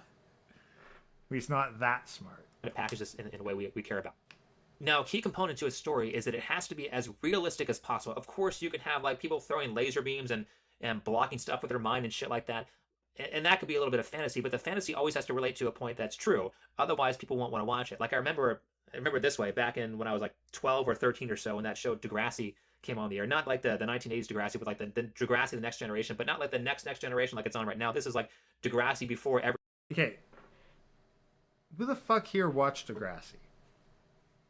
Again, like, Sean's like the king of fucking bitch things. Like, just because he's seen a thing, he's watched a show, he assumes everybody else fucking agrees with him. Like, the same thing with the factory farms thing from last episode. Like, he assumes, like, 80-90% of people will be opposed to factory farms and they'll agree with me. Like, no, it might have been popular to some people, but Sean, you are not your fucking audience. Like, you're reaching out to a very different group of men and assuming that they're all like you, and no. Like, most MGTOW, what I've seen are guys who, like, most of them are divorced. So they had success with women. They did get married at some point, and then they were put through the divorce meat grinder. Then you've got the other ones who had some success with women, and they got burned so badly that they decided to go and figure out what the fuck's going on. And then you got some guys who had a ton of success with women, but then just couldn't look past their tomfoolery. They didn't necessarily get burned, but they could see the potential for getting burned because they're intelligent and they're like, you know what? Fuck this shit. You don't fall into any of those categories, Sean. You're someone who had no success with women and picked up the MGTOW label as cope for you being unable to be successful with women. Very different. Every other character was gay and a transsexual. And when things were more normal, I'm like, God, I watched one of the new episodes of Degrassi maybe 2 or 3 years ago, because I think it's still on the air, despite the fact that the show is like 20 years old now, of the next generation. And I was like, is every person in this high school gay? Because, gay people are like 2% of society. Transgender people are like less than 1% of society. But like every other person in this school is a part of the LGBT community. I think all that QAI plus or whatever the hell you want to call it. Anyway, that's my little Degrassi rant. That's one of the things that makes it really unwatchable is because you're so far out of proportion with. So like everybody watched it, but it was so unwatchable because it pushed the LGBTQ agenda. Well, which is it? Was it unwatchable or did everybody watch it? With what's realistic, that it just makes it like I can't relate to it. But when they marketed that show, they would say Degrassi, it gets real. We're the TV show that covers real issues that high school students face. Or junior high school students face, I guess, in that case, when the show first came out. And, thinking about some of the episodes, because I watched it all the time, I don't really have to go back and watch it because I remembered a lot of the episodes. They pretty much got a lot of the common issues that people experience pretty correct. And even better, they did a pretty good job at getting an actual high school kid's reaction or actual junior high school kid's reaction to some of these fucked up things that went on in the show, which is why I think it did so well. I mean, clearly, I don't know the numbers on Degrassi, but like I said, it's been going for like... I'm willing to bet it was popular amongst women. I'm willing to bet that Degrassi was really popular with the female audience. It does not sound like the kind of thing that men would watch. But that 100% sounds like the kind of thing that women would watch. So that's the thing. It was like, so Sean, congratulations. As has been proven through many of the other things, you have the same choice in media. You have the same taste in media as women. Probably due to all the fucking estrogen you're consuming with all your fucking soy shit. 2002, I think it started the new season. I believe it still has a series on Netflix. Like it went 14 seasons, then it got canceled on Nickelodeon, wherever the hell it was on. Whatever. I think when I was around that age, like when I got back after school, I watched Law and Order. Like that was my after school television. It was either cartoons or like Law and Order, because like Criminal Intent would come on at like 4 o'clock, and then you had Special Victims Unit on at 5. Like so that was my fucking after school television. I didn't watch fucking Degrassi. I watched fucking Law and Order. And some people have accused me of talking like a cop. It's like, well, maybe I learned a bit from watching too much TV cops. Law and Order, too much Law and Order, too much CSI. It was on in America because it's a Canadian show. And Netflix took it over, and I think it got it 2 or 3. Yeah, soap opera for teens, August Wang. You know what? Again, like I'm pretty sure that it was very popular amongst female audiences. But this guy is not making a channel for female audiences. He's making it for, well, at this point, MGTOW. Like he's making it for men going their own way. And this just kind of goes to show how fucking out of touch. Like I wish that the old comment section for these videos were still up, because it'd be curious to go see what the actual results of this video were, whether people fucking responded to it, and whether called out like, hey, no one fucking watched Degrassi. Like men, by and large, did not watch Degrassi. Women watched Degrassi. But then again, most of the shit Sean watches is overwhelmingly watched by women, so it is what it is. 3 more seasons on Netflix if it's not still going right now. So clearly the show is popular, that they're getting something correct.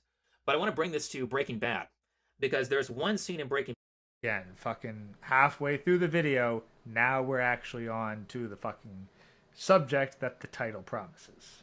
That I think highly relates to MGTOW issues, that is extremely realistic, like even maybe more so realistic than the writers completely intended this. In fact, I think they played this scene out, they had this scene happen with this particular character, and they had what was going to happen to this character already planned out before the scene was written, or at least they knew that this character was going to kind of eat her own words. And just in case you've been living under a rock for the past 10 years or so, however long Breaking Bad's been off the air, I think it ended in like 2010, so almost 10 years. Damn, I didn't realize it was that fucking old. So he's talking about a 10-year-old show 5 years ago. 5 or 6 years ago. Okay. Be honest, I never watched Breaking Bad. I think the most Breaking Bad I've watched is those fucking Baki edits to Breaking Bad. I know the basics of the plot. It looks kind of neat, but I was watching other shit. I didn't really care. Breaking Bad is about a person who becomes a meth dealer.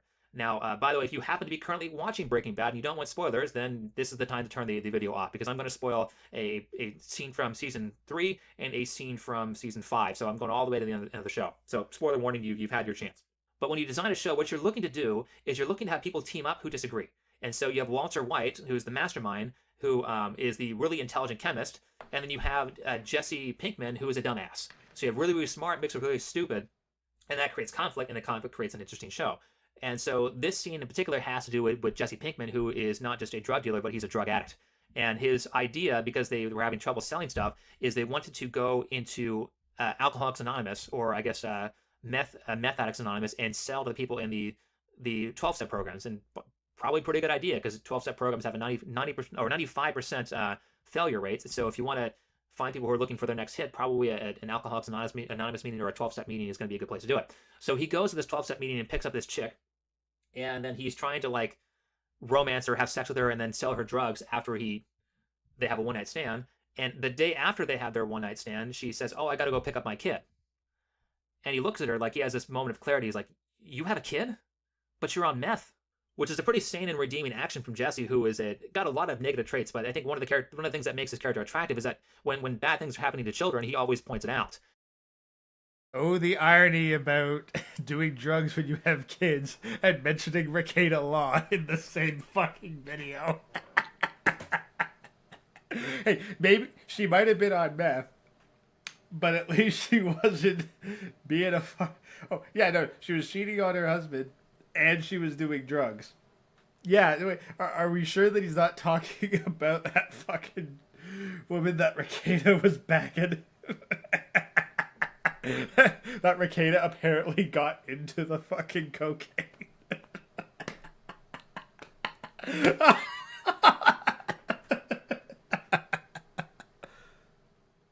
And this causes this, and by the way, this scene was executed perfectly. If this was a real situation, this is exactly how it would play out. Because what you'd want to have in your movie head, and I took a voice acting workshop, and the person who taught the voice acting workshop said, when you're acting, you have to understand what emotion is your character trying to convey to the person. Like, what is their fantasy? If this conversation were to work out perfectly, what would happen? And I think in Jesse's head, what would happen in this particular fantasy is he says, "Hey, you're on meth and you have a kid. How dare you?" She would say, Oh, I'm so sorry. I didn't realize that. I'm going to change my ways. You know what? Let's get off meth together and let's start making changes. I need to start taking care of my son, and this is a really big deal. That's the kind of the fantasy answer he wants from her, but that's not what a real person would do, because what she does, and like I said, characters need to have conflict. So he wants her to get off meth. If she's going to be interesting, she has to not want to be off meth. And so what happens is that she immediately gets offended, she immediately gets pissed, and she starts shouting at him and saying, "How dare you say that to me? You know what? I take care of my son. I'm a good mom." Out of every scene in that show, that is my absolute favorite line, and that is my absolute favorite scene. Because there's an extreme amount, when you watch this show twice, because I've watched it 2 or 3 times, there's an extreme amount of dramatic irony. Dramatic irony is when you know what's going to happen to the character, but they don't know what's going to happen to the character. When you know information the character does not know. Because the dramatic irony in this situation is, if you've seen the show, you might already know, you might be able to figure this out by what I'm saying, is that she says she's a good mom. Now, from this very scene, without knowing anything else about the show, you can already tell she's not a good mom. One, she's on drugs. But you can remove that. Let's remove that. Let's say that she's not on drugs. Second, there's no father. There's no father, and she's bringing a guy in on a one-night stand to have sex with, and she's bringing him in a situation where her kid can meet him, and that person happens to be a drug dealer. So you can already determine that she's not a good person without even knowing what happens to her. Now, of course, as she plays this one out, because she is Jesse's girlfriend for the show, or Jesse breaks up with her or something like that, he starts to simp for her, so he gives her a shitload of drug dealer money so that she can live in a nice neighborhood so that her son doesn't have to live in this terrible hellhole that she was in before. But because she knew Jesse, she had a brother who was in a gang. Jesse got her brother killed. She had her son, when Jesse and Walter White were having conflicts, Walter White poisons her son to get back at Jesse, or to get Jesse to do something, I think, to help kill some guy or something like that. I think it's to help kill Gus. And at the very end of the show, Jesse gets captured by, I think they're calling him Meth Damon because he's a guy who looks like Matt Damon, but he gets captured by a bunch of, by a biker gang, and because they want him to make drugs for them and he refuses, he shoots that girl in the head. And they make sure that he sees it. And after because they shoot her in front of her house, and after they go back into the car, they sit down, and Jesse's freaking out. He's like, "No, how dare you? I'm not going to work for you at all." And they said, "Wait, she still has a kid. So I absolutely love the fact that the writers of the show put this character in there, because their whole purpose, if you listen to interviews, was to show all the negative effects of being a part of the drug game and being a drug addict. And so, basically your whole life goes to shambles, and that's what happened to her. They made her respond in a realistic way. Oh, Jesse brings up, hey, there's this really big flaw with your character. And she's like, I don't have any flaws. I'm actually a good person. You're the bad one. That is exactly what somebody will do who is evil. Is anybody who says that they're a good person and wants to display that to the world, I immediately could become suspicious. Have you tried looking in the mirror? You tried looking in the fucking mirror, Sean. It's like, I'm reminded of this old I think it was like one of the BBC series covering penguins, and it showed this one penguin stealing the rocks from other penguins' nests in order to build his own up. And the narrator pointed out that because this one is a thief, he knows to be extra vigilant against thieves. So I think the irony is, Sean, is like, perhaps you're the reason that you're so vigilant against this shit is because you yourself are exactly the kind of person that you would encourage other people to watch out for. So try looking in the mirror, man. I don't think I've known really any good person who constantly has to tout that they're a good person and convince you that they're a good person. Because yeah, like vegans. They constantly got to advertise that they're fucking vegan because just being a decent person and doing what they think is right isn't enough. Any good person will realize that no matter how good you are, you realize the fact of original sin. One of the parts of the Bible that they got correct. Now, of course, the Bible priests and higher ups, the people who are the higher ups in the church will often use original sin to manipulate people. That doesn't discount the idea is correct, despite the manipulation, because everybody does something that's bad. So no matter what, in someone else's perspective, you are an evil person. Like, think of it this way. You see a pack of wolves, and these wolves are very hungry. Now, what they're going to do is they're going to go look for a deer to go hunt, and one of the wolves goes and fights the deer and kills it, and then brings back the meat to his wolf family, who was hungry and previously starving. It was starving so much that they were going to die. And this hero brought some food for the tribe, or brought some food for the pack. So in the pack, where the wolf brings back home some dinner so that everybody who's starving can eat it, that wolf is now a hero. So okay, but wolves don't operate like that. Like, we'll continue the metaphor, but like, straight up, wolves don't operate like that. Everybody goes and hunts together. This isn't like one wolf goes out solo, brings down a deer, which would be very fucking difficult. A lone wolf taking down a deer? Nah, that shit's not fucking easy to do. Like, maybe you could get maybe you could jump a fawn or something, but you're not getting an adult deer, and you're certainly not fucking taking it back. Like, a fully grown deer is kind of fucking heavy for a wolf to drag through the woods. in the wolf pack perspective, that wolf is good. If you flip this around, he just on the deer's end, the deer he killed was a mother, and she had other deer children. Let's say she had two deer children who were had a mom that morning but don't have a mom that night. Okay, look, there's no way the fucking wolf is going to take down the mom and leave the kids. Like, they're going to take the kid. They may not even know where she went. They may not know that she died. They may not know that she was killed. Well, where the fuck were they? This isn't fucking Bambi. All they know is that they don't have a mother, and then because of that, because let's say they're super young, they're now not going to survive, and they're going to die too. Yeah, they're going to be the fucking, like, dessert. And so to the young deer, that wolf is evil. I'll give you another example. Okay, well, you've just proven the fucking point about good and evil, and that it's not fucking objective. It's subjective. I've been making this case for a while, because you like to talk a lot about who's evil and who's good. It's like, you just prove the point that good and evil are subjective. What someone's actions are interpreted as is based on someone's subjective perspective. So every time you, Sean, call somebody else evil, that is your subjective opinion. And because you think that everybody else thinks like you think that you can just make these blanket statements about what's good and what's evil, coincidentally framed so that you are a good person and everyone who opposes you is an evil person. You just make these blanket statements and assume that everyone's going to fucking agree with you because you think you're so much smarter than your audience. I don't know how much smarter I am than you, but at the very least, I'm able to pick apart your videos piece by piece for other people's entertainment. Anybody who is really effective at lying is going to hate anybody who is really good at detecting lies. And the person who, to them, So you're going to slander them, defame them, and you're going to send an army of simps to go and get the channels demonetized and deleted.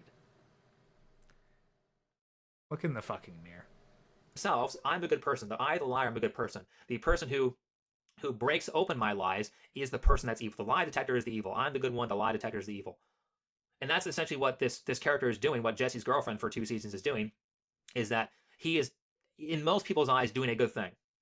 But because she's a bad person, because she's a terrible mother, she is going to see him as the evil one and attack him for it. And here's where the learning comes in. Here's the whole point of that scene and the entire point of that person's character arc, is that when I watch this person, I don't assume that I'm Jesse in this scene. In fact, if you really want to do yourself some good, don't assume that you are the hero in the story. Don't assume that you're the one giving all the good advice, making all the great... Jesse's not even a good person in this. Like, he went to a fucking AA. Like, Jesse, can your fucking moral outrage? Because in the context of this, you went to a fucking AA meeting, found someone who was trying to get clean, and then pushed for them to relapse into drug use so that you could increase your own profits. Like, you're not a good person. Like, you might have wanted to fucking check and vet like this person's life before you did, but like, you are the one who's responsible.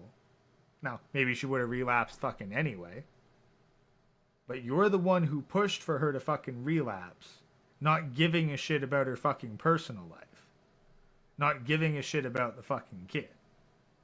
So Jesse, you're hardly the fucking good guy in this. Anyone who thinks like, oh, I'm Jesse, I'm the good guy, no, these are two fucking shitty people who quite honestly deserve each other.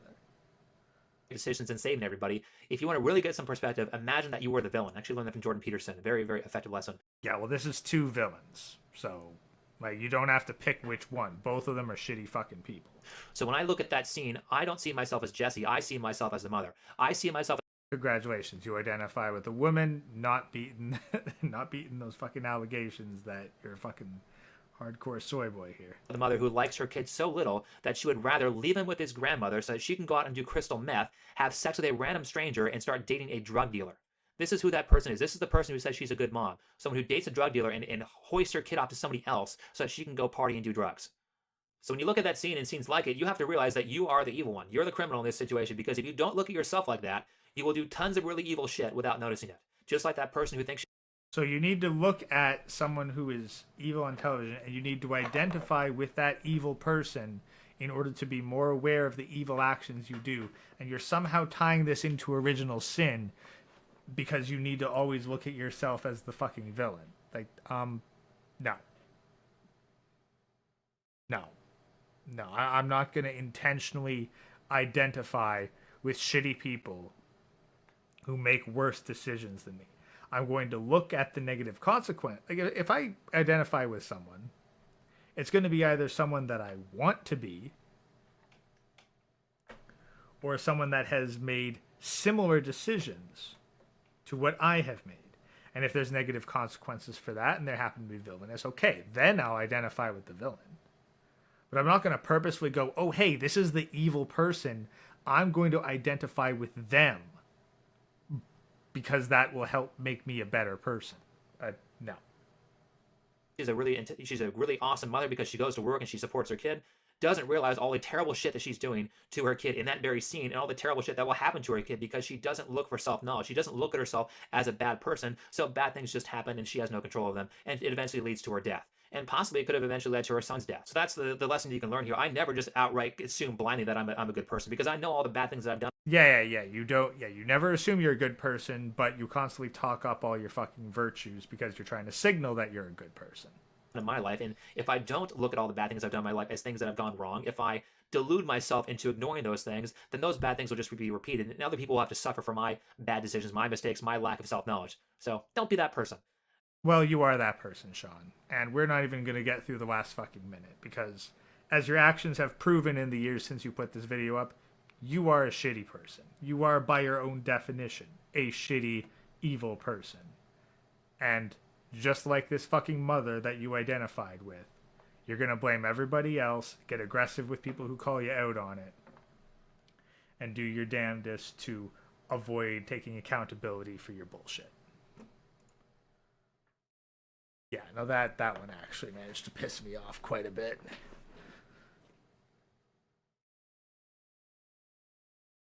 Wonder if Venti used them. Oh, dude, 100% got fucking used. Got drained of a shit ton of fucking cash by a used up, like, fucking has-been e-thought. Threw a shit ton of, like, money, resources, and attention at her. Flew her all over the place. Got her all kinds of fucking clout. Like, I joked about him going on the whatever podcast, but no, I actually saw fucking Chronic's old video where, no, he did go on the whatever podcast with her. Like, he's actually been there in the studio with her. So, no, like, he straight up flew around, introduced her to a whole bunch of other people, upped her clout, and yeah, now she's heading back to her fucking ex because, like, because she basically got too disgusted with him to tolerate him anymore.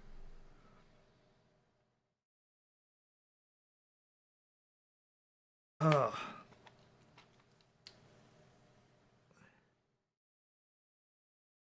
Deer in the headlights on the whatever podcast. Yeah, it's probably the first time he'd actually had more fucking testosterone than him in the room because he's so used to hanging out with fucking women. It's like, oh shit, an actual man is in the room. And keep in mind, it's Andrew Wilson. That's not a very high bar. But, like, Sean's bar is so low that he's approaching the fucking mantle of the earth. So if he meets someone that's actually capable of seeing fucking daylight from inside their hole, like, it's still a step up for him. Okay, well, that one didn't take quite as long, but we're still probably running past midnight on this one. So I was doing some research.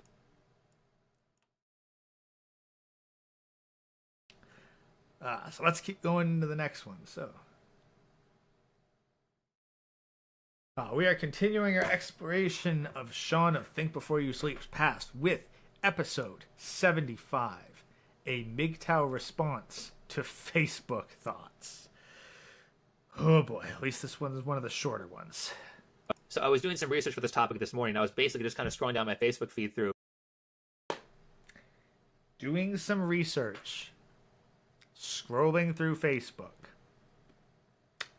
You see, when I do research for something, typically I'm going on the internet, I'm plugging in a whole bunch of search terms, I'm saving a couple dozen different bookmarks, trying to get some patterns. Maybe I'm searching through YouTube with some of my more trusted channels to see if anyone else has covered the topic. Like that's research to me. Sean scrolls through Facebook for research. People who are repeat offenders of the subject at hand, and I found out that one of these particular people had been on the Dr. Drew podcast. A little bit of background about me is I took a yoga training back about 7 years ago in Los Angeles at a reasonably popular studio, and if you go to yoga, okay, so add to the timeline, took yoga training in like 2011. It has to be 2011. Unless he was doing more than one of these, it's either 2011, 2012, in LA doing yoga training. A reasonably popular studio in Los Angeles, it's very likely that you'll meet people who are famous or know people who are famous. In fact, even in my training, there was a guy who was in a movie with Samuel L. Jackson, and he was a main character in that movie. So, yeah, not famous enough to actually mention the name of, just he was in a movie with Samuel L. Jackson. You tend to be around that culture when you're in Los Angeles. And so I thought, hey, it's kind of cool. You know, I listened to Dr. Drew and Adam Carolla on Loveline a lot when I was younger. So I want to see how this person, who I kind of know, like, we're not like best friends or friends. Like, if I saw her in person, she'd recognize me. That's kind of how I know this person.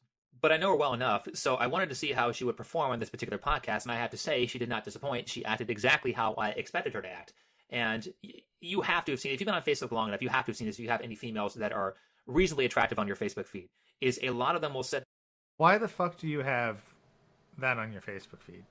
Like, they're not your fucking girlfriends, because you're not because you don't have fucking girlfriends. Like, you don't have a relationship, so quite simply, you have a bunch of women that are at best some kind of work connection or contact, or far more likely they're just women that you're trying to get with, failing because you're stuck in the friend zone and you're simping for them. There and post about how great their lives are and how wonderful everything is. And then what they do quite often is that they will post pictures of themselves basically naked. And this person has literally posted naked pictures of herself on Facebook. They were darkened out, but if you look close enough, you could see everything you wanted to see. But in tune with those pictures, they So you were what? So you were scrolling Facebook for porn, okay? will post some type of philosophical platitude about, how great their life is, or here, my advice, follow my advice because everything's so great for me. And if you just want to be like me, well, here's how to do it. And so I listened to this hour-long podcast, or maybe it was an hour and a half or so, of her talking about how she's just this expert on trauma, how she's such a refined person, and she's...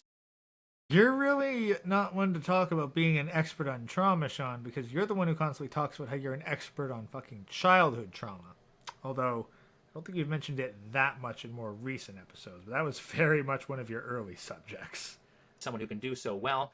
Now, she did admit some fault, but she, the fault was in the past, and that was a couple years ago. I'm perfect now. But because I've known her for the past 7 years, I can see through the facade that she's trying to put on for the show to make herself look better, because I know more about who she is as a person. The person who is telling everybody about how spiritually enlightened she is and how good she is at how much she's passed her trauma and such a well-refined person is someone who, in the 2016 election, said that if you do not like Hillary Clinton, if you're not voting for Hillary Clinton, get off my Facebook page. Unfriendly, you're nothing to me. And she spent quite a bit of the 2016 election period flinging shit at Trump and flinging shit at people who supported Trump. Now, it is perfectly fine to give constructive criticism and say, I don't like Trump because of this, this, this, and this, or I have a problem with people supporting Trump because of this. That's all free speech. That's all perfectly fine. But to sit here and say, you have no value to me, get out of my life if you believe this one thing without any sort of, hey, let's talk about it. If you want to say, let's talk about it, and you come to the conclusion that the person is nuts, that's perfectly fine. But if you're shutting down any sort of speech or any sort of possible criticism of your belief, that is a sign of a crazy person. That is a sign of someone who has not had any sort of dedication to actual health and actual healing, and someone who wants to avoid problems. And certainly during this podcast and Dr. Drew,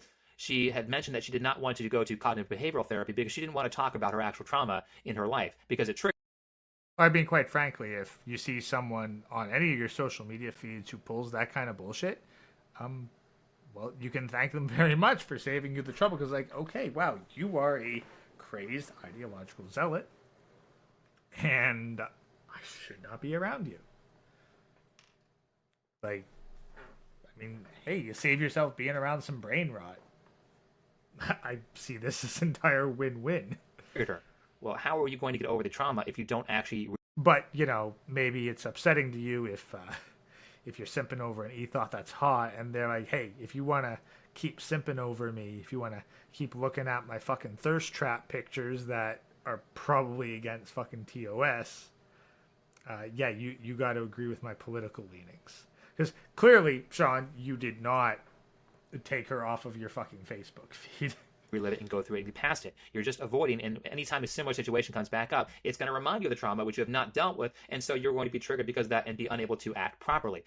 This is why you have to actually talk about the issues you've been through in your life and not... Or maybe these people like the idea that they've got some trauma, because if they actually dealt with their trauma, if they actually received a, hey, you're clear of your trauma, then they'd actually have to take responsibility for all the bullshit that they're doing, instead of just being able to go, oh, I'm still not through my trauma, I'm still recovering. Therefore, I can't be held accountable or responsible for anything I do because it's all because of my trauma.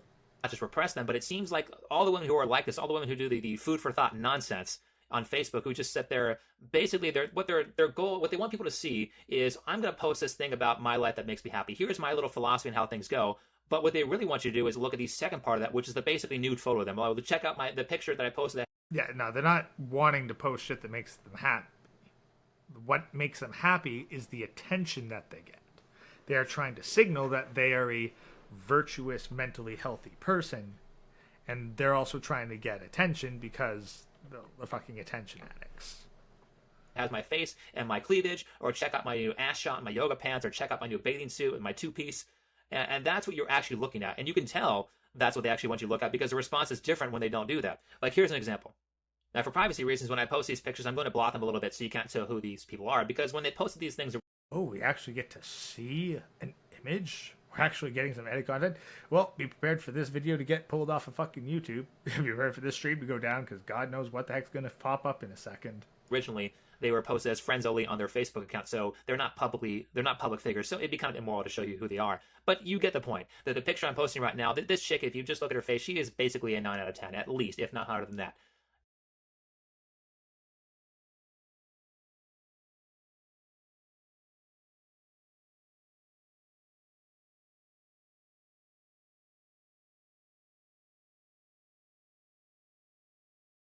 We don't have any fucking idea because you blocked out everything that could indicate like what her fucking attractiveness is.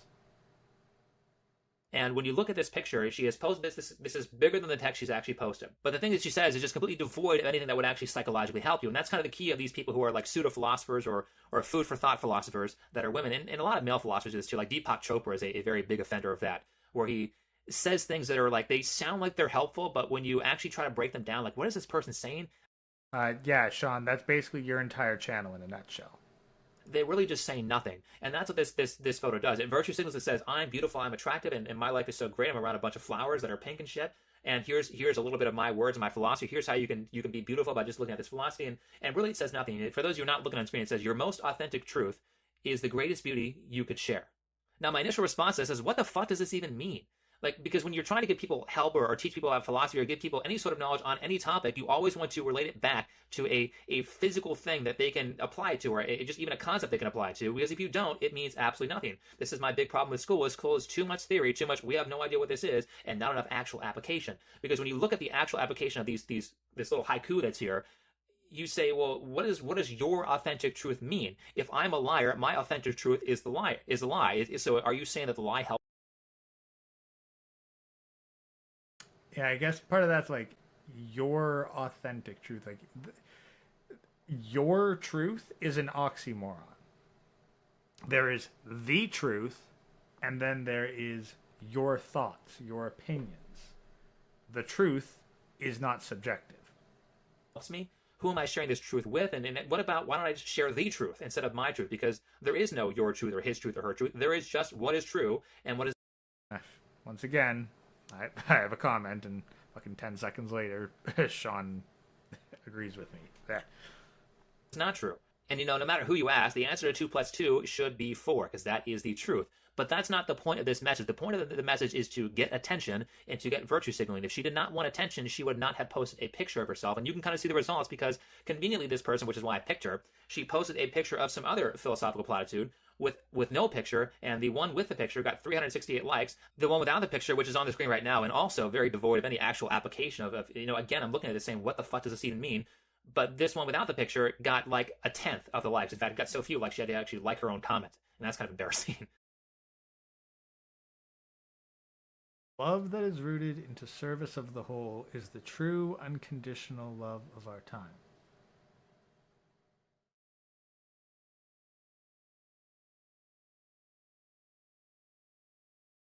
Yeah, that is just fairly nonsensical. Here's another example, and this particular person pretty much says this as every single Facebook post. She'll post some type of nothing philosophy that's out there, but she'll always make sure she posts a picture of her ass, or make sure she posts a picture of her in her yoga pants, or her new bathing suit, or new bikini, or at some like sun spa, basically naked. Which, as a straight male, I don't mind. Certainly people need starter porn, but, if you're...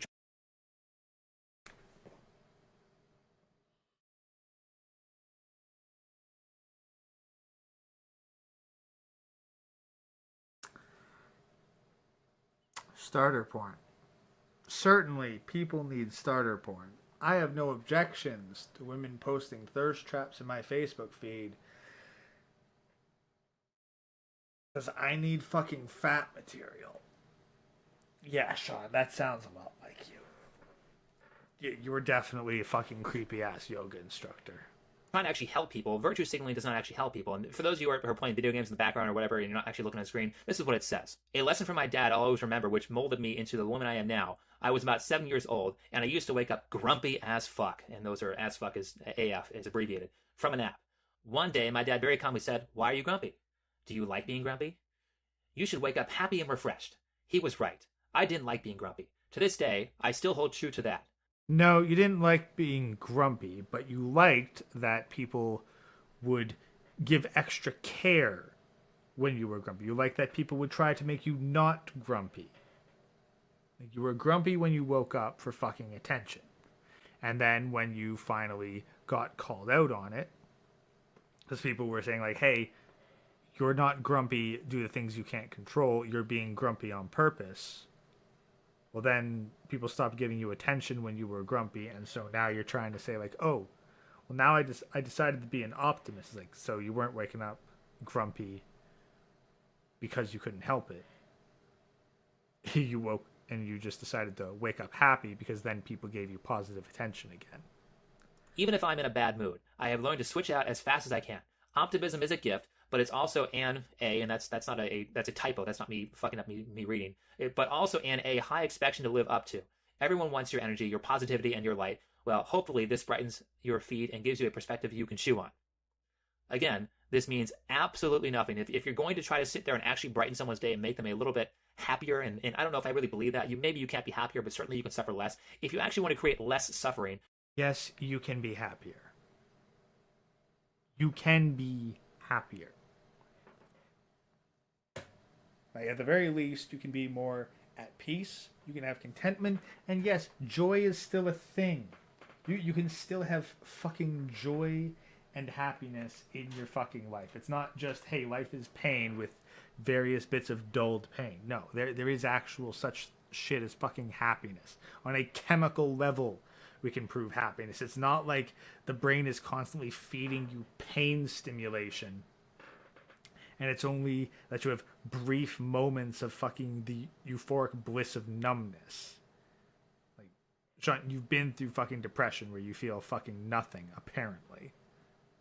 So no, like, there's definitely a difference between not feeling pain and feeling happy. So, like, quit the fucking edgelord bullshit.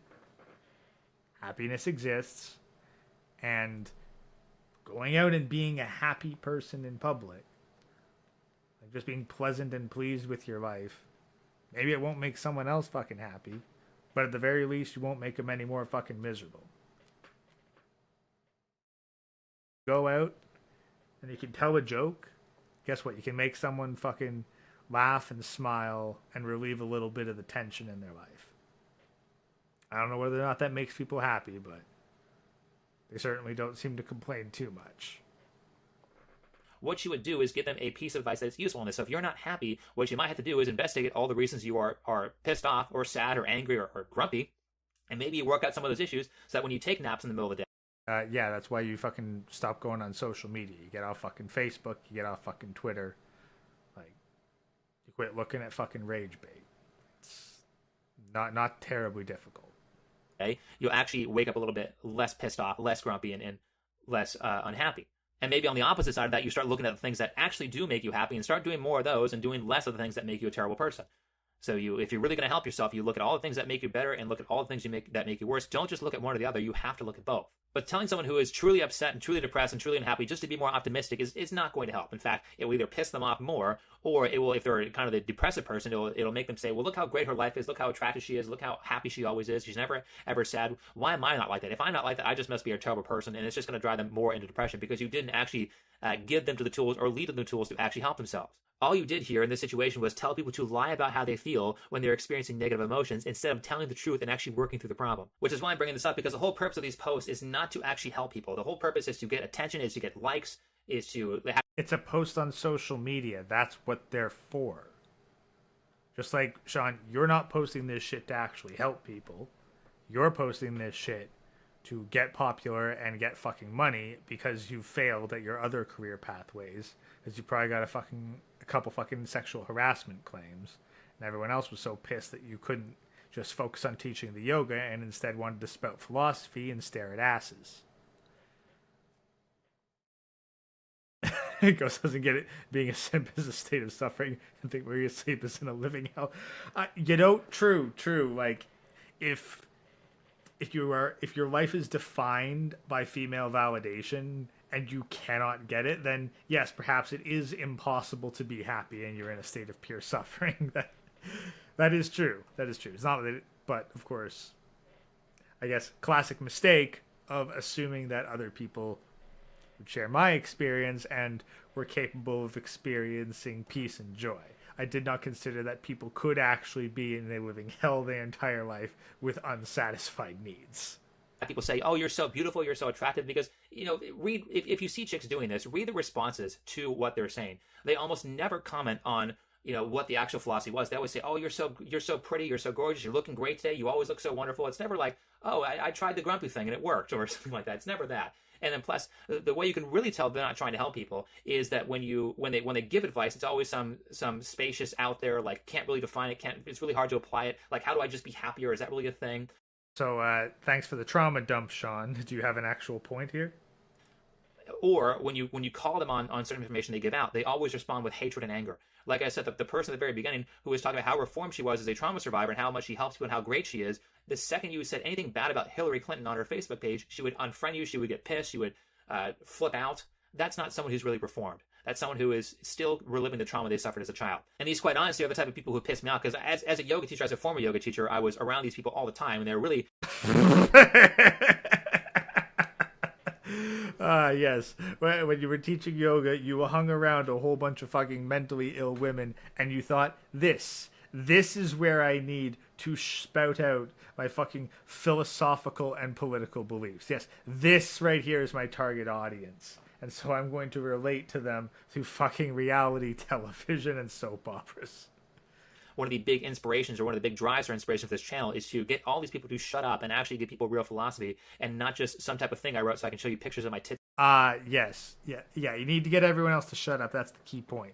You needed that. Go on YouTube and post a video where you could just unilaterally talk at people. Because when you were in yoga and trying to speak at people, they probably had this annoying habit of being able to react to it. But the camera and the not even the camera, the microphone doesn't have responses. This is probably why another reason why your eventual live streams fucking suck, because live feedback is poison to you. It's so much easier to just speak into a microphone and imagine the other person being attentive and nodding along, rather than the actual reaction, which is people going, "Who the fuck is this moron?"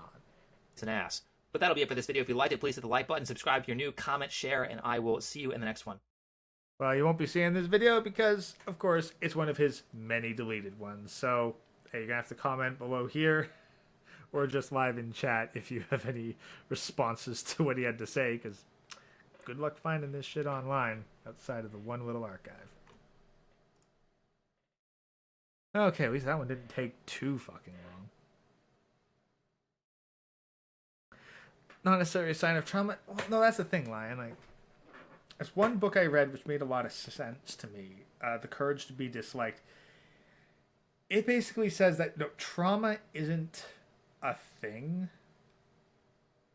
Like, yeah, people can experience traumatic shit, but you don't get predictable outcomes from it. Two different people will respond to their trauma in different ways, but that's largely based on what they want. So I'm more of the idea that people use their trauma as an excuse to do nasty shit. It's a way of ducking accountability. So they can say, "Oh, I'm past my trauma," when they want to appear good and virtuous and have their previous actions not considered. Like, "Oh, I was a bad person in the past and you know about it, but by saying I got over my trauma, I can improve my social status to you." And then conversely, when they do nasty, evil shit, they can blame it on their trauma so that it's not something inherent to them. It's not their fault. Instead, it's someone else's fault, something that traumatized them. It's that thing's fault.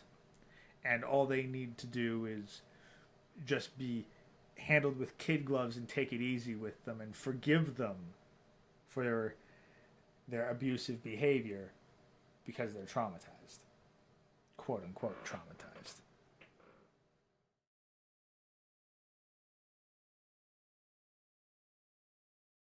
Yeah, DJ Zag. Sean followed the MGTOW philosophy. You don't need someone else to make you happy. You're happy on your own. Yeah, that's the thing. Again, I don't think that pursuing happiness is necessarily good. Like, if you pursue peace first, like, then you will naturally be able to get the moments of happiness because, like, your baseline will be at peace. But if you're constantly pursuing happiness, then every time that you're not happy, like, you're going to be anxious, wondering why you're not happy. It's very easy to be at peace. You just look at all the shit that's fucking with your life, and you start to just cut it out and minimize its influence, and you'll get more peace.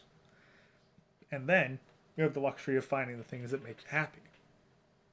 But if you're pursuing happiness, you're probably going to get yourself into more chaotic situations that stress you out and make you unhappy. And once you've destroyed your foundation of peace, it's the difference between standing on solid ground and swimming. If you're at peace, you're on stable ground, and it's pretty easy to get even higher. Like, you can jump off the solid ground and get a bit of momentum. But if you don't have that stability of peace, it's like trying to get your body 100% out of the water when you have nothing to kick off of. So you're constantly swimming harder and harder, trying to just get a little bit higher. And so you can never really enjoy it, and you're probably just going to fucking drown. Does that mean Joker kept poisoning Gotham's water supply because he wanted to and not because of trauma? Yes. Yes, 100%. And honestly, like, Joker's probably a great example because old school Batman, the animated series, what did Joker do to get Dr. Harleen Quinzel to sympathize with him? He made his troubled past about trauma.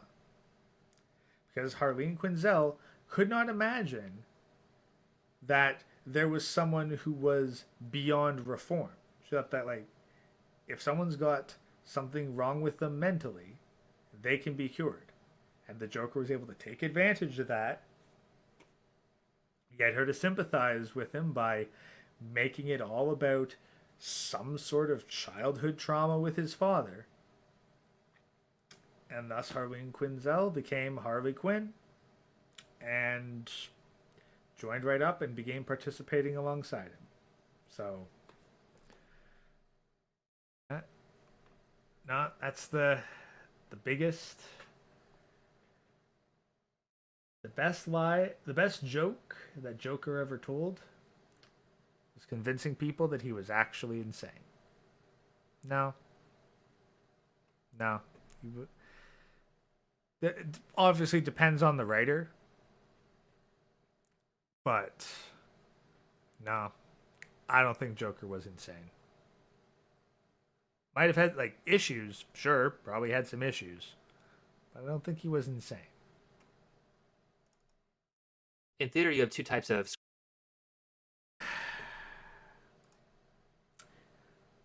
We are continuing our exploration of Sean's hidden past of his Think Before You Sleep channel, with episode 76 that I fucking guarantee is gonna piss me and a whole lot of other people right the hell off from the title alone, Becoming a Real MGTOW.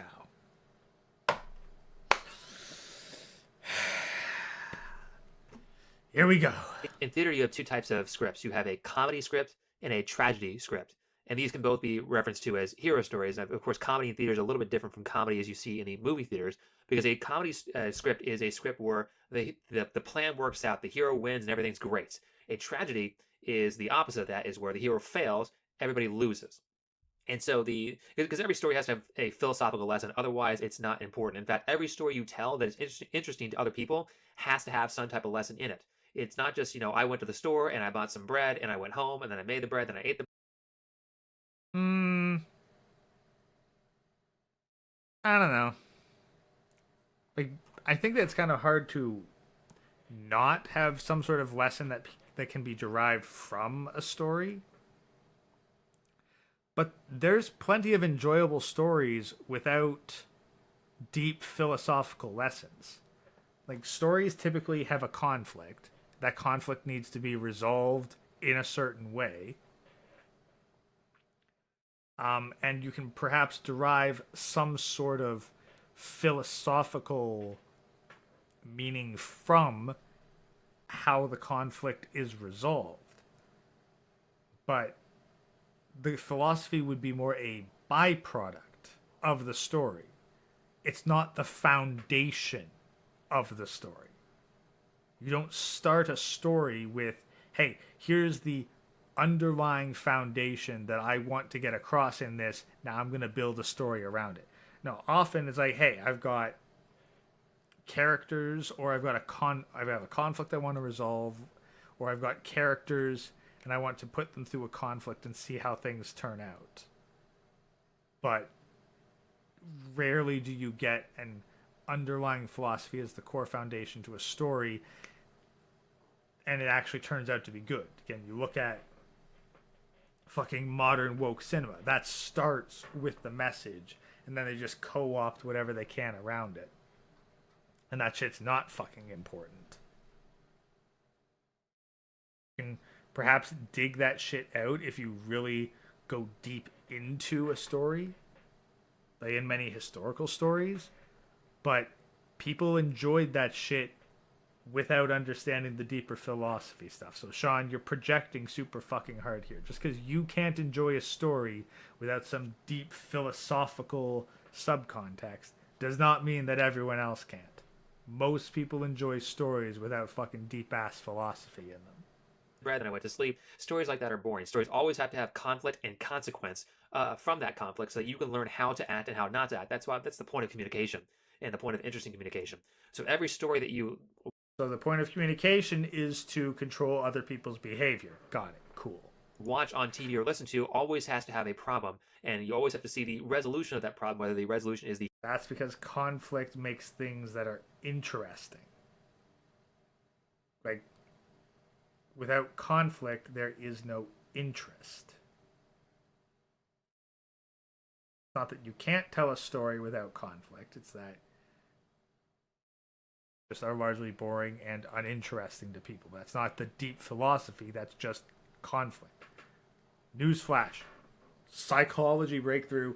People find conflict interesting. Oh, we're getting deep here. Hero wins or the resolution is the hero fails. In most cases, things are going to be written in the comedy structure. Tragedies are very rarely written because they tend to not be popular, at least in American culture. Though in Japanese culture, tragedies are written a lot more, so I wonder what the case is for that. But anyway. Yeah, well, let's take a look. What is what video game franchise and studio is currently kicking the ass of everything else? Oh, yeah. From Software, with Elden Ring, Bloodborne, and the Souls series. Are those the comedy or the tragedy?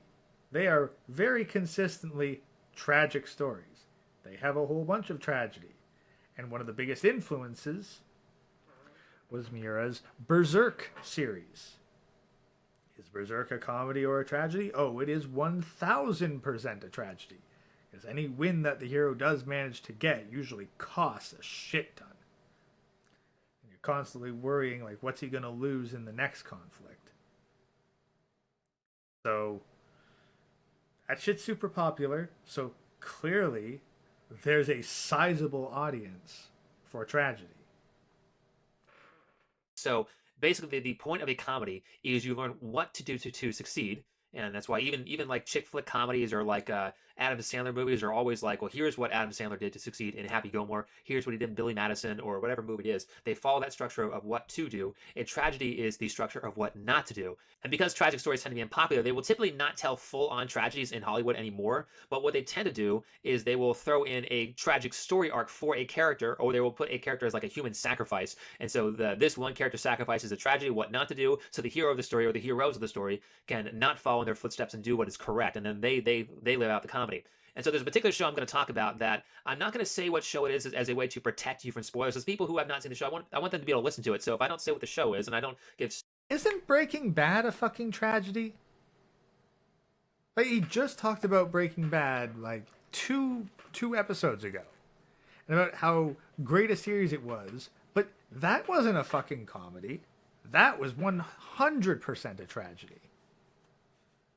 I think there was another show that I saw like a couple of years back, maybe 6 years ago, called The Blacklist. That one, 100% a fucking tragedy. Blacklist was 1000% a fucking tragedy. Like, part of the reason why I stopped fucking watching it, because it's like, damn, everybody's fucking dying over this one random FBI chick. So, yeah, no.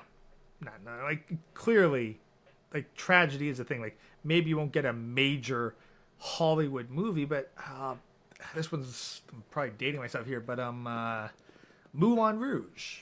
Yeah, like, I don't know whether it was a musical before that, but at the very least, it had a movie.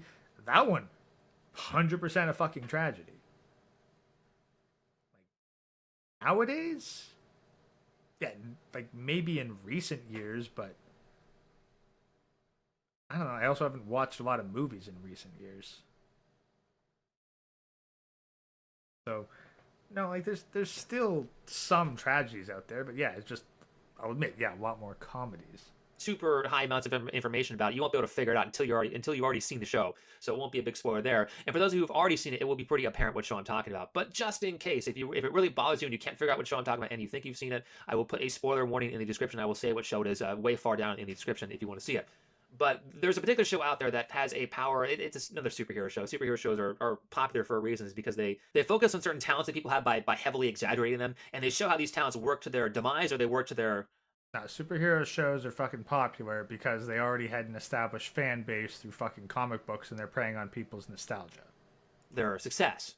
And so there's a particular power that shows up a lot in hero and villain stories or superhero stories, which in Dungeons & Dragons, it's referred to as domination, or you might refer to it as mind control. And if you look at Dungeons & Dragons, and you look at the, I don't know, whatever the player, I don't think it's in the player's handbook, but the person who ran my campaign would always describe as mind control or domination the powers of people who are evil, like a mind flayer, or like a Cthulhu villain would have it, or something that's going to be the villain of your story is going to have. God, like, I've got him at 1.3 times speed, and he's still taking forever to get to the fucking point. That power. And my problem with this particular ability is that in media, they will often give this power to a male character. And so you'll see it like with Dracula, that's more of an obvious one, or Kilgrave from Jessica Jones, Lelouch from Code Geass, and Kira from Death Note. Now, Kira might be a little stretch, but if you Death Note, the story, he writes the person's name down in a notebook and they die. But what he figured out he could do is he could write a little action. So if I wanted this person to write, I am the greatest person in the world, and then kill themselves, I could say, right, I am the greatest person in the world, and then kill yourself. So that'd be basically mind control. And by the way, all these people are villains. So Lelouch from Code Geass is a villain. And if you've seen that show, I wouldn't recommend it, because it's a show where this guy, he looks at a person, and the first order that he gives them, they have to follow through with no matter what. And so a lot of times, like, he tells people to kill themselves, or he does something really stupid at the very end, which results in a massacre. So this person is proposed as the hero, but he's actually the villain. Just like Kira is proposed as the hero, but he's actually a psychopath. And Dracula and Kilgrave are obviously villains, and there's no moral ambiguity there. Actually, I think one of the good parts of okay, yeah, Lelouch, I mean, yeah, he's probably not the best sort of good person. But you do remember what he's actually fighting against, right? Like, yeah, he's a bad person. He didn't actually pick the fucking mind control. He had to get the fucking superpower, or he literally would have been fucking executed by the overruling government. And he's using the power to basically crawl his way up through the ranks of all of his fucking half brothers and sisters in order to figure out who the fuck killed his mother. And also try to create a better future for his sisters. So, there's a little bit of fucking nuance to that. But again, no, he's just a straight up villain. Just a straight up villain. No fucking sympathy or moral ambiguity with that. Code Geass and one of the good parts of Death Note. Yeah, no, August Line. Like, Sean might have some fucking notes written down for this, but he's not in his fucking scripted videos. You compare this to the one he did on Brittany Venti, which was about That's the thing. Like that was probably video 180. So like 100 videos after this, he'll definitely, like they're definitely scripted there. Here, he might have some notes, but this is 100% off the cuff. Like you can hear all the fucking stuttering and rambling and trying to get shit through. This is not scripted. Not by a fucking long shot. This is not scripted. Is that they try to get you on the hero or the villains, or I guess Kita and Lelouch's side, because it makes it seem like they're good people, which is perfect. Because what you would do, despite how much I did not like Code Geass, which is perfect, because people who are actually evil tend to attract people. Like if you can just kind of twist people's words and you can kind of just like, oh, I'm doing this for a good cause. Kira, you would. That's the thing. You would 100% be on Kira's side. Like, you want to shut down fucking factory farms. So you go vegan and you're trying to shut down the business of factory farms. Kara's like, hey, I want people to stop committing crimes, so I'm going to kill criminals. And if people try to stop me from killing criminals, and that's like, it's not like he's doing like petty jaywalker shit. Like he was going after fucking like hardcore life sentence-esque crimes.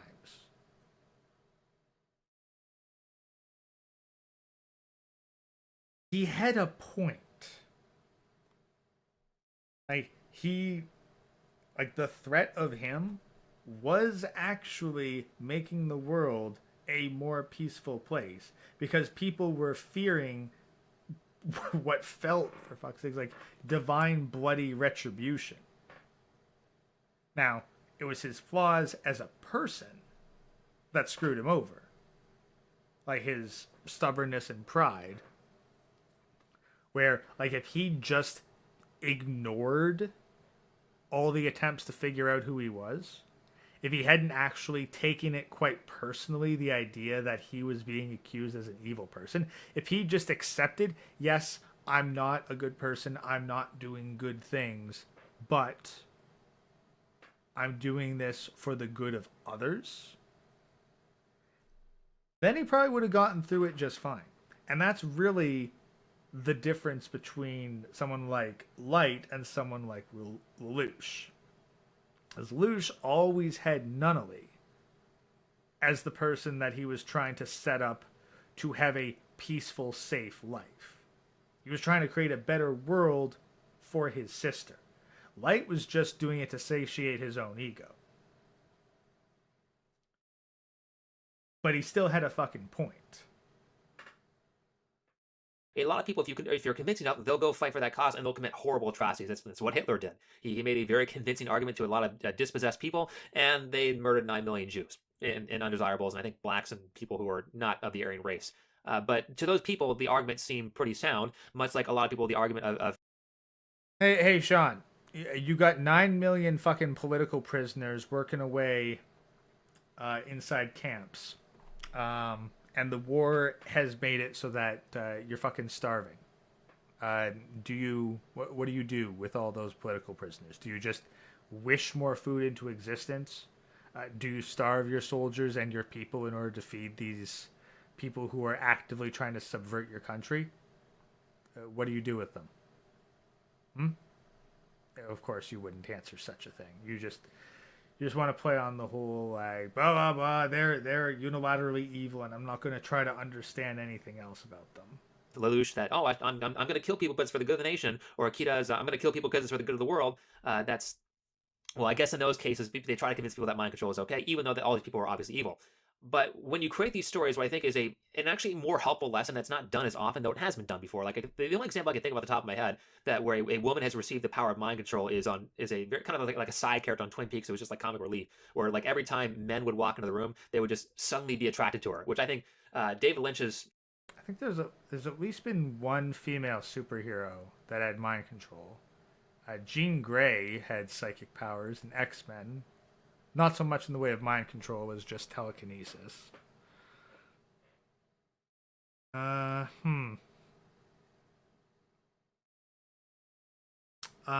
definitely been like bodily control for it.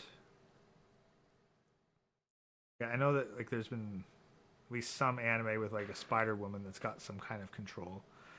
Often you find women like they don't even need the actual mind control power. They can just manipulate people around them, like through through words and information control. So women often don't need actual mind control. They can just use their social skills. Jean Grey and Phoenix both had mind control. Emma Frost did not know Emma Frost had it. So yeah, there's a couple examples right there of women with mind control. But I guess Sean didn't watch X-Men. He was watching Twin Peaks. Perspective on this was just absolutely perfect. Like, he got this character correct. Unfortunately, she wasn't really a major force in the show. I think she was just a random character that he added for entertainment. But in this particular show, they give this power to a female and they give it to a hero. And I think if you're going to make an interesting plot point, if you're going to make an interesting story, what you have to do is make things as complicated as possible, because she is a person who is a hero, but she's dealing with a power that is evil, and she's trying to control it. And not only is she trying to control it, but she's trying to control it as a female, which honestly... Now it came out after this episode, but Rick and Morty had Unity, who is like a hive mind, but considering that she was Rick's girlfriend, there's that element. So there's a female with mind control. You've seen how women act on a day-to-day basis, or at least how most women act. I don't think that's really a possible thing. And this show, the reason I like this show is because it does a pinpoint accuracy on how a female would handle this power, and she uses it to do very vain things. She uses it to become an actress. She uses it on her child when she can't parent now. Her tragic story where things have kind of messed up is that she's used it to get all these things and make people like her and say, hey, I want you to make me a famous actor, or aren't I so great at doing what I do? And she kind of uses it, who knows what her talent is in acting. Maybe she's actually really good, or actually, I don't think anybody with that power could be a good actress, because they would just use it to make people like them and not actually get skill. And being a skilled actor is very, very difficult, which is why not very many people get paid as actors and actresses. But her tragic moment in the story is that she uses her power of mind control on her child because her child's crying and won't go to bed. And she's like, okay, go to bed. And then her husband sees it and he kicks her out for being evil, which what she did was a very evil action. And so the narrative is that she just used it once, but I'm thinking, it's like, I know women, and I know that based on how an actual person would act, there are so many situations where kids are just absolutely annoying. Kids are just a pain in the ass, and wouldn't every parent who had the power of mind control use it as many times as they possibly could? And later in the show, you find out she uses it basically all the time. Oh, I want you to go. AI is often portrayed as women capable of mind control.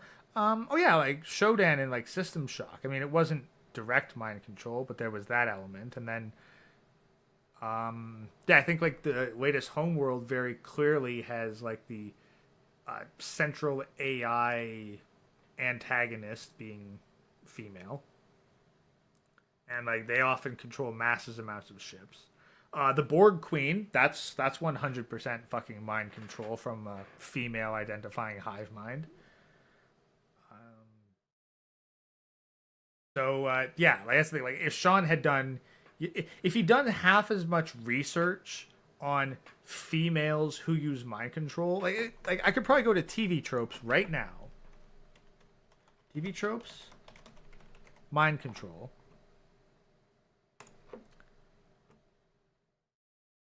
Literally, the TV tropes fucking mind control defining panel is a woman doing the mind control on some men.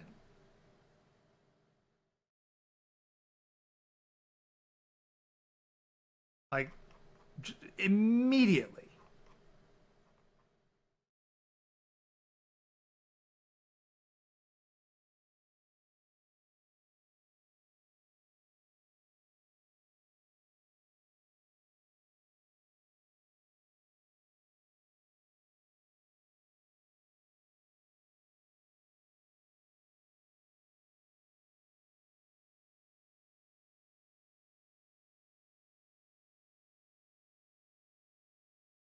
Mind control characters.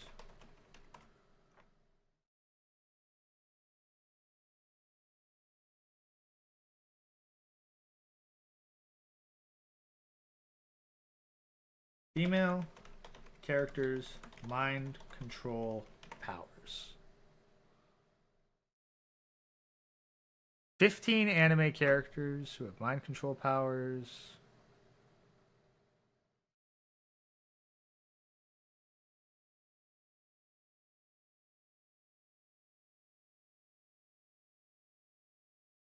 Okay, you got Kieran Raggio from Kill la Kill.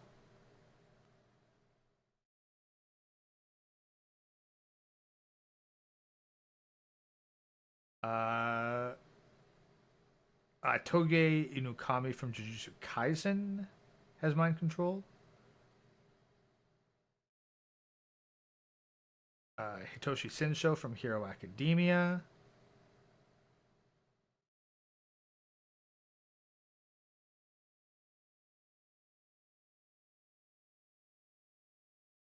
Assuming that's right, the AI is given some weird suggestions there.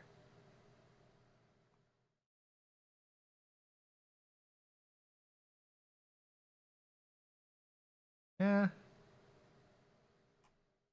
Category character with there's micro.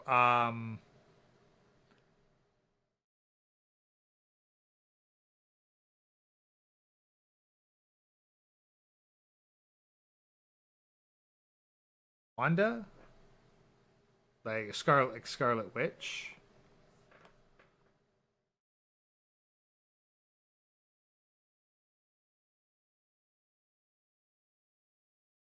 Bunch of different Jean Greys.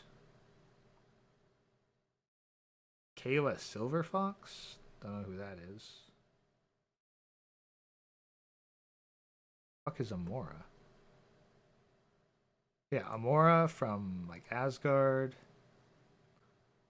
Lorelei, another Asgard. Don't know. Like there's examples, just maybe not like the super popular ones. Deus Ex Machina.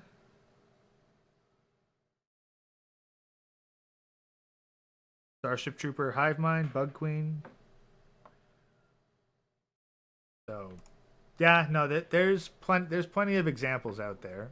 There's just, probably not in the media that Sean consumes. But, again, if he'd bothered to do research for this before just ranting, then he probably would have had something. Go to sleep, do your piano practice, go to school, and whatever it needs to get done for the day to give me less of a headache so I can deal with my shit. Now the show isn't over because it looks like it's going to go multiple seasons, and even just saying that the show goes multiple seasons, if you haven't seen it, that's kind of a spoiler. Let me just see what the fuck show it is.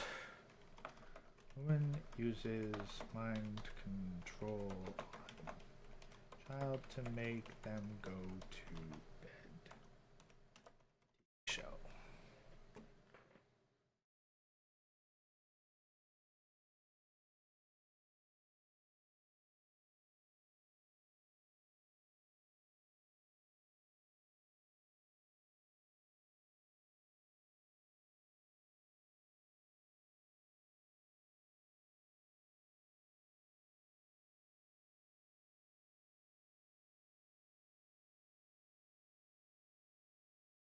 Yeah, no, I'm not giving any quick answers anyway, so, well, whatever. It's probably another fucking soap opera-esque show that Sean's a big fan of, but the rest of us don't give a shit about. Why, again, if you really care, I'll put it in the description, but for those who've already seen it, you probably know what show I'm talking about.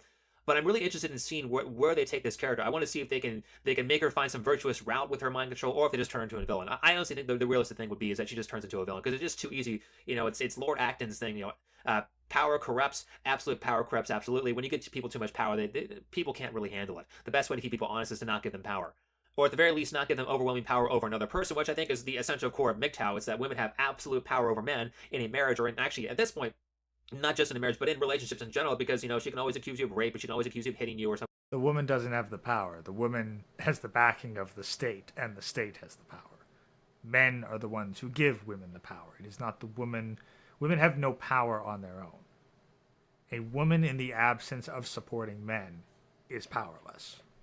Like that. If you just do one thing that she doesn't like, and people, I believe victims and me too and shit like that, and then now your life is over. So MGTOW is a response to the absolute power that women have been given over men, because they clearly can't handle it, and things are clearly getting fucked up because of that. And let me just say it this way, because there's this principle in martial arts, and I learned this from judo, because in judo it's a little bit more obvious, but in other martial arts it's very obvious too. So you might have heard. Yeah, okay, yeah. You see, like, when he goes on little things like that, when he has a topic, and then he backtracks, and then he goes and gives all those little extra explanations, like, that to me is a sign that this shit is not scripted. Because he had a thought, he jumped into that, and then he feels the need to add in all the extra backing. Which, I mean, hey, if you're having a conversation, fine, I can understand that to a certain extent, but very clearly not scripted. Heard this before, is what they would say in judo is that no, Ray did. Yeah, no, you're right. Ray did actually have mind control. In fact, That's one of the first force powers she actually uses. She uses like mind control to get the one guard to like undo her fucking binding so she can get off like the fucking Imperial pseudo Star Destroyer or whatever. So, yeah, Ray Skywalker, or I guess Ray Palpatine. Yeah, Ray Palpatine fucking mind control powers. Chalk another one up. If someone doesn't want to be thrown, you're not going to throw them. Now, if you are super, super good at throwing people, you might throw somebody who doesn't want to be thrown. But in general, you don't get to throw somebody unless you open yourself up to attack from them. And much like the relationship in martial arts where you can't attack somebody unless you open yourself up to attack, I think it's very related. You can't do harm unto somebody else unless you harm yourself, and you can't do good unto somebody else unless you do good unto yourself first, which is why I think the people who do the most... Yeah, that's why we invented firearms. We invented firearms, and we invented long, pointy metal sticks. That's how we worked very hard to create ways of inflicting harm onto others without having others inflict harm onto us. Martial arts are not meant to be used aggressively. If you want to do harm on someone else, you don't use martial arts. Martial arts are meant to be, you are under attack, now deal with it.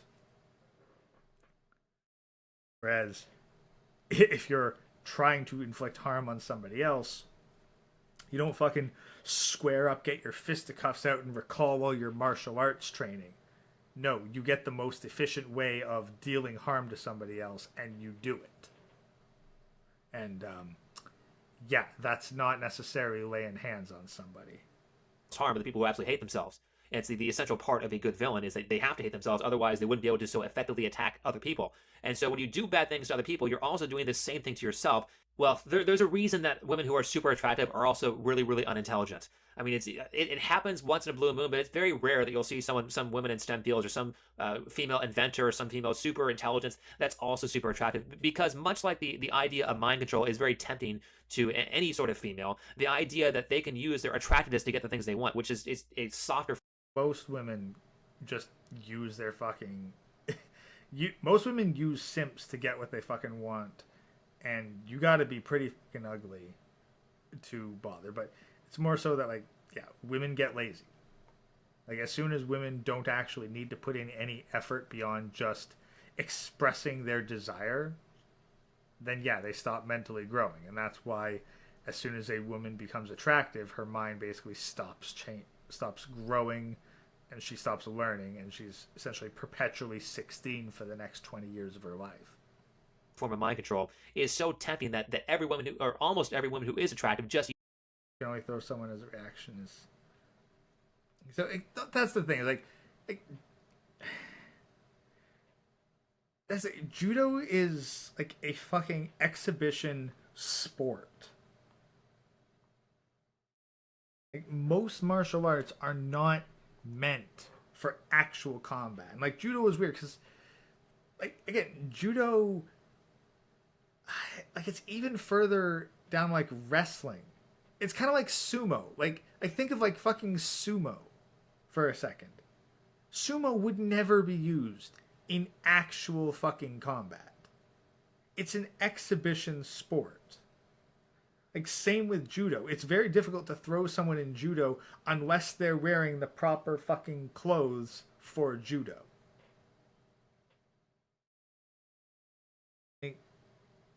It's an exhibition sport, not fucking combat training.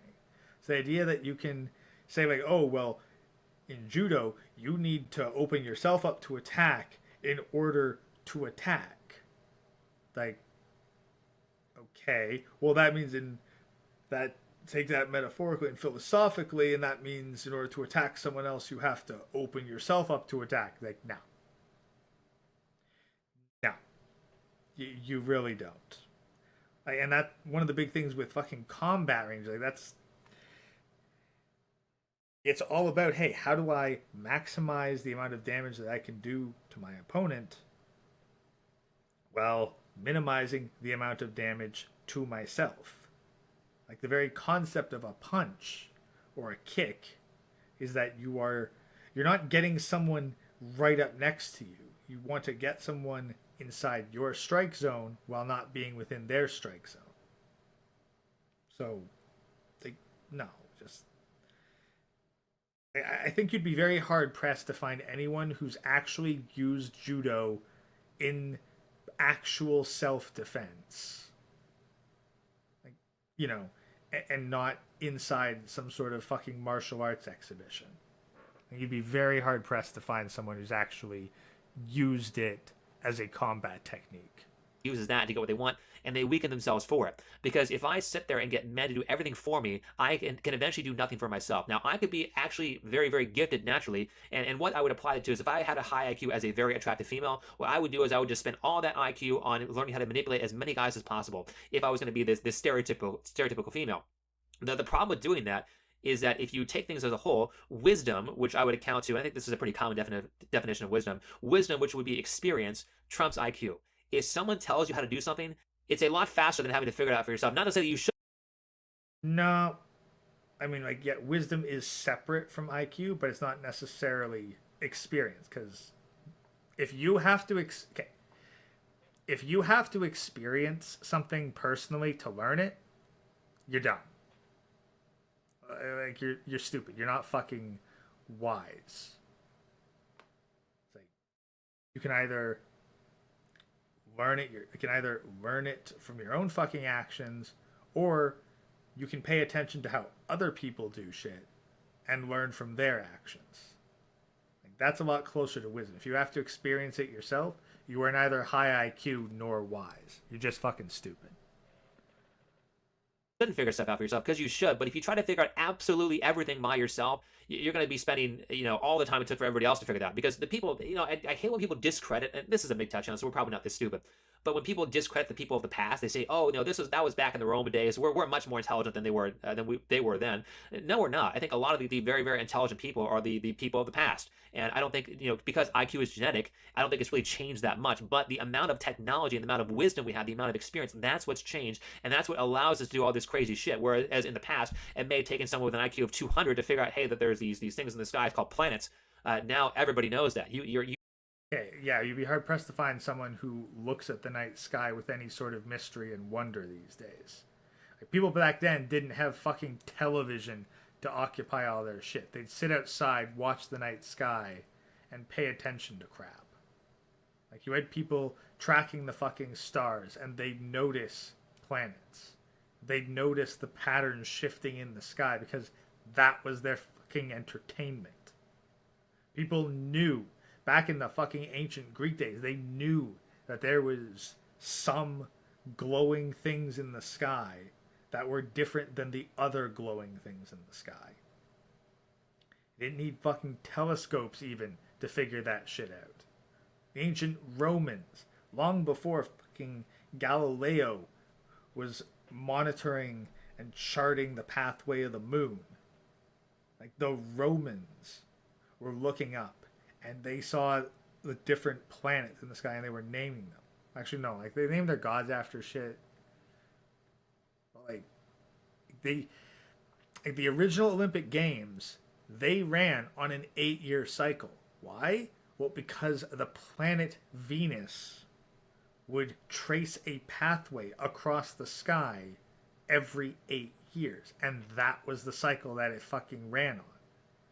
So the ancient Romans were able to notice that the different shit in the sky operated, like, it wasn't just all stars. There was different crap. Now, to figure out that stuff was planets, you had people going out into the streets spouting their philosophies. You had actual fucking philosophers having open forum discussions, trying to figure out the fucking mysteries of the universe through rationalizing explanations.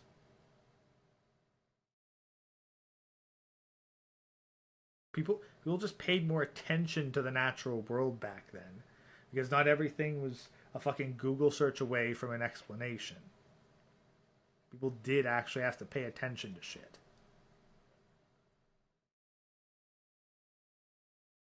You know that even if you're one of the dumbest people in society, like even probably a retarded person could understand that there are other planets in the solar system where it was a massively advanced concept back in the day. Or even... No, like, that's the thing. All you need to do is tell people. Like to know. All you'd have to do is tell people. That's it. You just tell people, hey, this is how it works. That's what that is right there. Like, you didn't have fucking super big brains figuring shit out. Even we didn't know what most of this stuff was until we got fucking telescopes. If anything, they might have thought that they were additional moons. Or they might have had some grasp of the planets.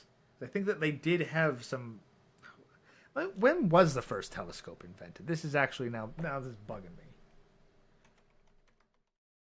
First telescope observing planets. Probably a lot earlier than I think it was.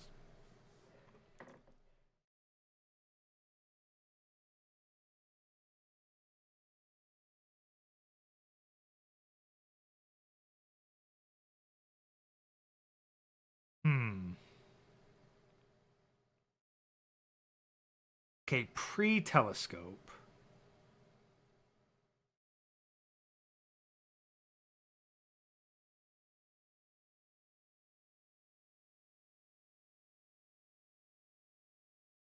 That's the thing. Like, so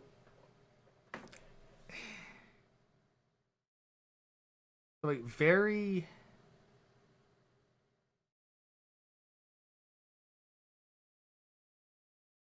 okay, so apparently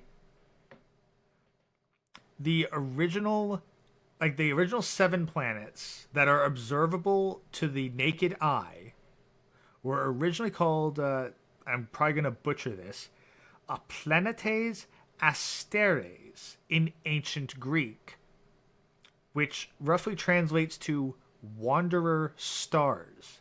And it is from that we get the word planet. So the ancient Greeks saw the weird orbits of these 7 stars, as they thought them, and they called them the wanderer stars.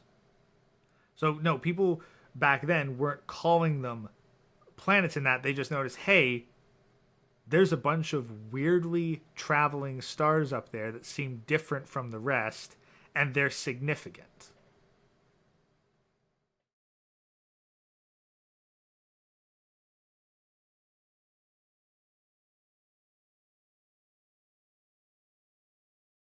Apparently, like, concept of spherical Earth was an intellectual concept that gained dominance in 5th century BC in ancient Greece with a Pythagorean school.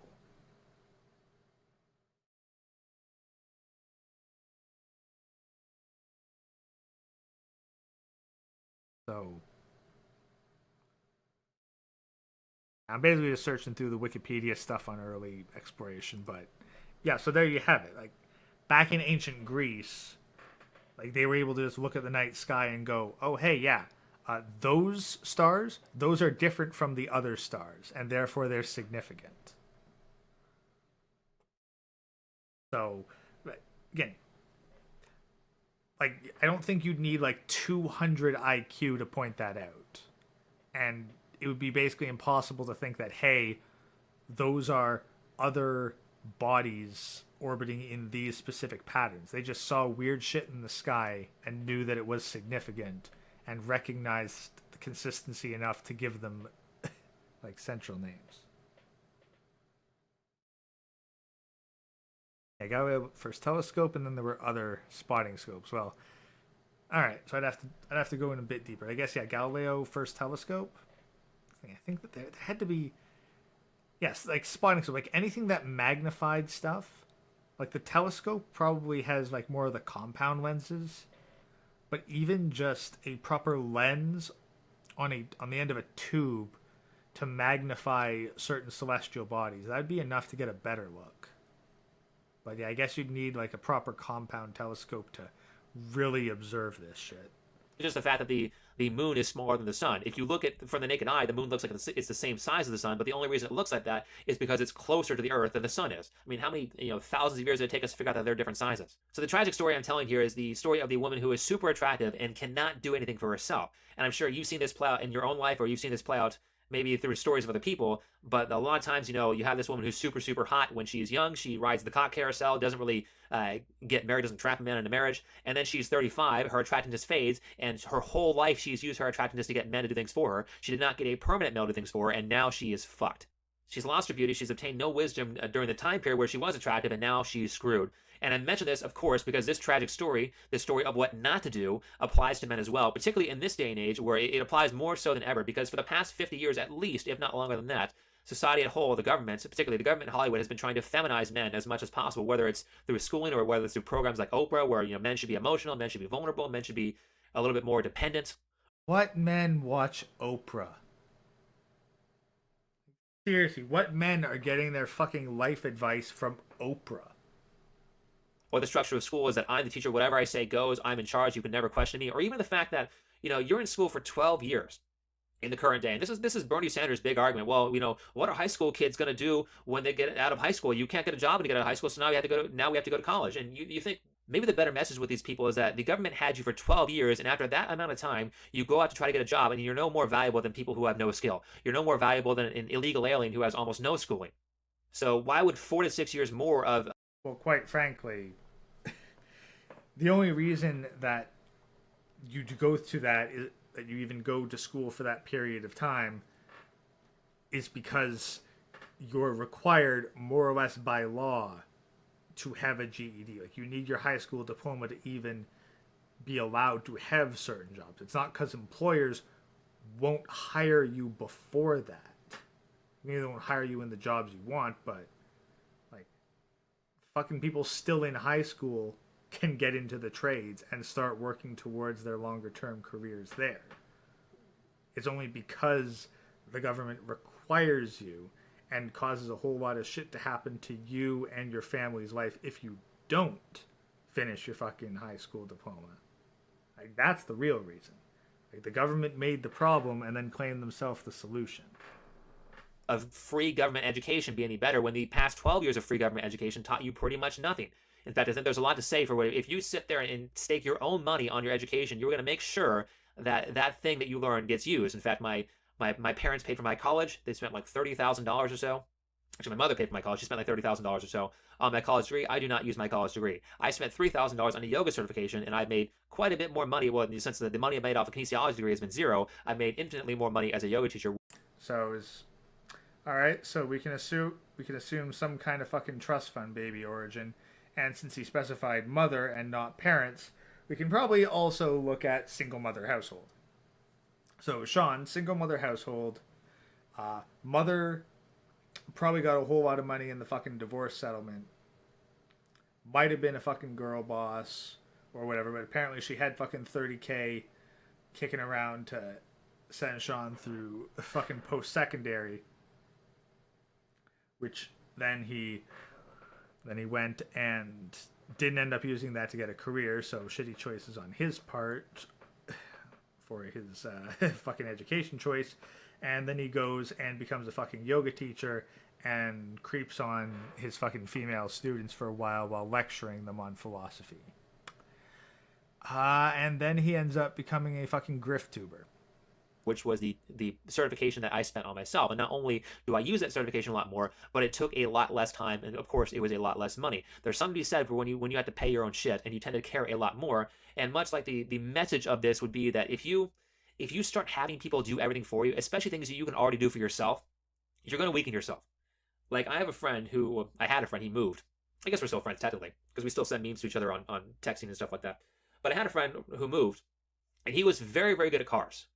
And I'm someone who is a little bit mechanically gifted if I'm put in the right situation. But in this particular situation, I was not put in the correct situation, where I had a friend who was good. He was so good at cars. He was like customizing cars and adding special stuff on his own cars, like doing bed liners cars, like adding roof racks and putting custom parts into his engine, like crazy stuff, like rebuilding cars. Crazy stuff. Easily could be an auto mechanic if he wanted to, though he didn't want to be an auto mechanic. And so every time I had a problem with my car, I'd always have him fix it. And maybe I'd do a little bit, like if I had to pull like a door panel off or something like that, maybe I'd do like the easy stuff. But anytime something got hard, I'd always say, hey, can you help me? He'd be like, yeah, sure. The problem with that is because I didn't struggle myself and learn how to deal with all the frustrating parts of fixing a car and learn it myself, or even just learn how to Google that stuff, I don't really know that much about fixing cars, despite how much work has been done on my car that he's helped with. Whereas on the Yeah, you're also a lazy piece of shit by not having him teach you how to do that stuff. Like, you didn't have to just hand it over to him. You could have, like, watched and then seen, hey, can I help with this, that, or the other thing? Like, if you were actually there and you didn't have him fucking walk you through all the different pieces of car repair, that's on you for being a fucking lazy dumbass. Flip side, because I do have a lot of mechanical knowledge, I do have a lot of mechanical sense, and not just maybe high IQ plus interest in the subject. But whatever it is what it is. Because when I did mechanical stuff on my own, when I changed that to electronics, someone who is not very competent in cars, which is just a mechanical skill, is very, very competent with electronics. Extremely. And every single thing I learned about electronics, I learned by myself. So when I went to my friend to fix my car for me, instead of learning how to fix it myself, and by the way, in his defense, he was perfectly willing to teach me how to fix my own car.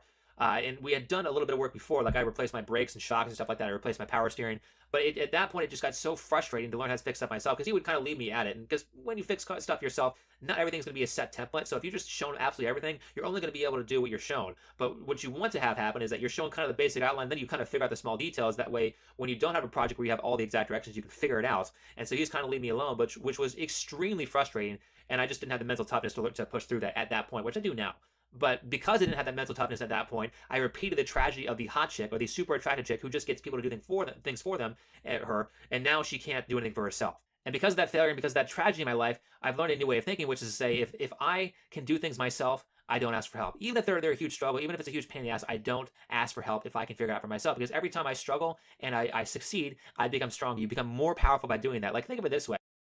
Yeah, but that shit's also fucking expensive because if you install your shit fucking wrong, like if you have to reinstall your fucking brake lines and you don't like fix them up or secure them properly, yeah, that's going to be either a serious problem that's going to fuck you down the road, or it's going to be something that a mechanic's going to catch and it's going to add some extra cash onto your next fucking like mechanics bill. So no, get someone who knows what they're doing to fucking help you if you have that resource.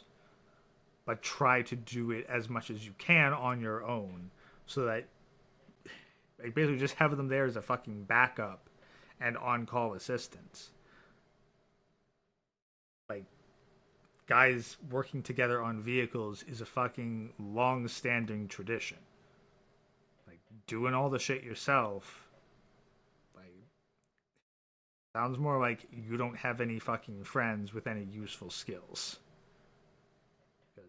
Fucking stupid. Like if I knew more guys that I could reach out to help with fucking auto mechanic shit that I trusted to help with auto mechanic shit, I'd 100% fucking do that. But you got to work with what you got, not what you want. I don't think there are actually any young people listening to this channel, but you might remember this from when you're young. You know, when you're 16, you could either work a job and pay for things yourself, or you could not work a job and have your parents pay for everything. The people who work when they're 16, the people who embolden themselves with paying for their own shit when they're 16, they have already struggled. They've already dealt with difficulty. So by the time they're 18 and they're ready to go on to more difficult things, they've already passed the level of paying for their own shit. And so, you know, maybe just paying for your own McDonald's meal when you're 16 is not a big deal. But, you know, soon that's going to be paying rent. That's going to be paying for your car insurance. That's going to be paying utilities. And you're already going to be prepared for that. Whereas people who did not pay for their own shit, their own cell phone bills or whatever when they were 16, are not prepared for that. So they're going to be 2 years behind you. And so you'll be ahead of the game because you sat there and struggled, because you sat there and forced yourself to do something that was difficult. And so that's how you embolden yourself. That's how you empower yourself. And I think if you really want to follow the message of MGTOW to the truest possible extent, then you want to remove yourself from as much dependence as you possibly can. Like, I really don't think it's a good idea to use MGTOW as an excuse to be lazy, because now you've gotten rid of the stress of marriage and kids, so now you can just sit on your ass and play video games all day. I think that's the wrong message. The message is to do as much for yourself as you possibly can. Certainly, if you want to red pill rage here for a second, the best way you can get back at all the people who have harmed you, all the women who have harmed you, is by being as successful as you possibly can. Because certainly, especially if you're talking about women, one of the ways you can get women to stay in line, or one of the ways you can piss them off, is to make them envious of you. So I think if you are giving a shit about what women think about you, if you're living your life actually trying to make them regret what they've done to you, you're not MGTOW. That ain't what it's about. Sean, considering that you fucking threw the MGTOW label away, like with fucking contempt, the instant an e-thought started paying attention to you, you are no authority on it. I don't even consider myself a fucking authority on it.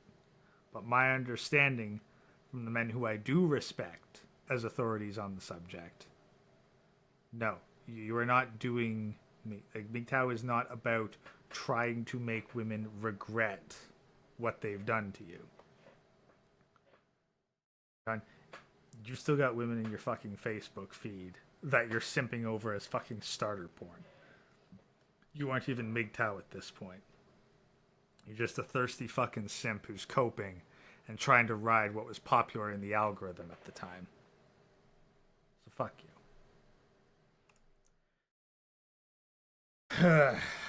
Oh, God.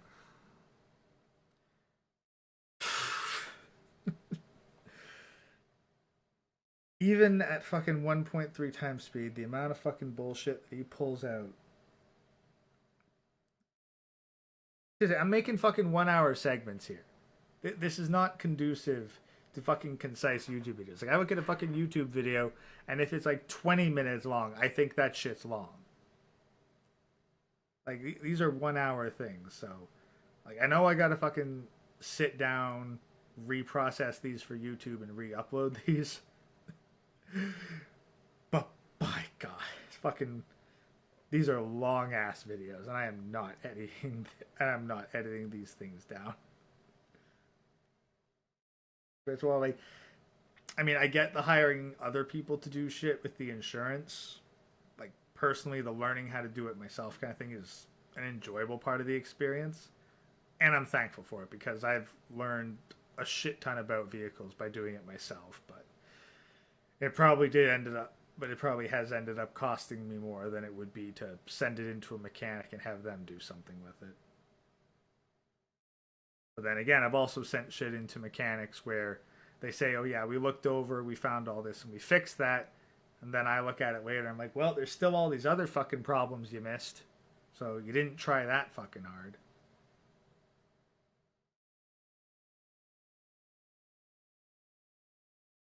But, whatever. It all depends on who you're working with, how much you trust them, and how much you want to be able to do it yourself. But don't think that he truly understood the philosophy of MGTOW. No, he didn't. No, he didn't. He did not understand it. It was just another popular thing in the algorithm. He put MGTOW into all his fucking titles and talked about it to grift. He's a grifter. He used MGTOW to build himself up because he saw it was a niche market that he could exploit. Because he couldn't compete with most of the fucking red pill stuff because he doesn't have fucking dating advice worth a damn. It was an incel, decided to wear the MGTOW label in order to give himself some sort of fucking legitimacy. And then as soon as he built up his audience and MGTOW was inconvenient, he dropped it. Tossed that shit aside, and now he's a fucking anti-woke grifter. Gladly stepping on the backs of everybody who fucking raised him up.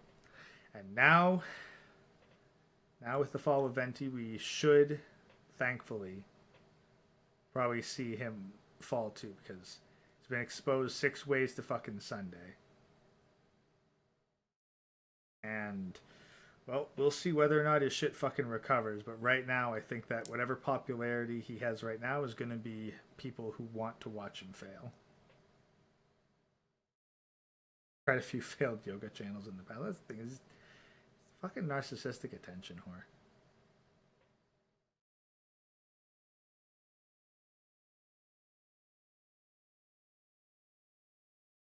Yeah, no, self-esteem, stoicism, like those are, like, there's plenty of good elements of the MGTOW philosophy. The only reason that I can't say I'm doing it myself is because I'm hoping for a family not acquired via surrogacy in a couple years. Like, were it not for holding out for that, then I'd just say I'm MGTOW, go that way and be done with it all. But we are, yeah, it's about 12:30 here. So I think we've got a good point. We actually got through all 4 of these. We're past the halfway point, but oh boy. Oh boy, it's... I don't know whether it's better to be doing these things fucking sober or intoxicated, but either way they piss me the fuck off, but at least I'm a little more coherent when I'm sober with them. But until next time, thank you all very much for tuning in, and we'll probably do at least one more later this week. I hope everyone playing Elden Ring is having fun with the DLC. No spoilers. I will fucking time people out if they pop it. Shadow of the Earth Tree spoilers. So thank you all very much for coming in. I'll just play the outro music, and I'll see you all next time. Peace out, Warband.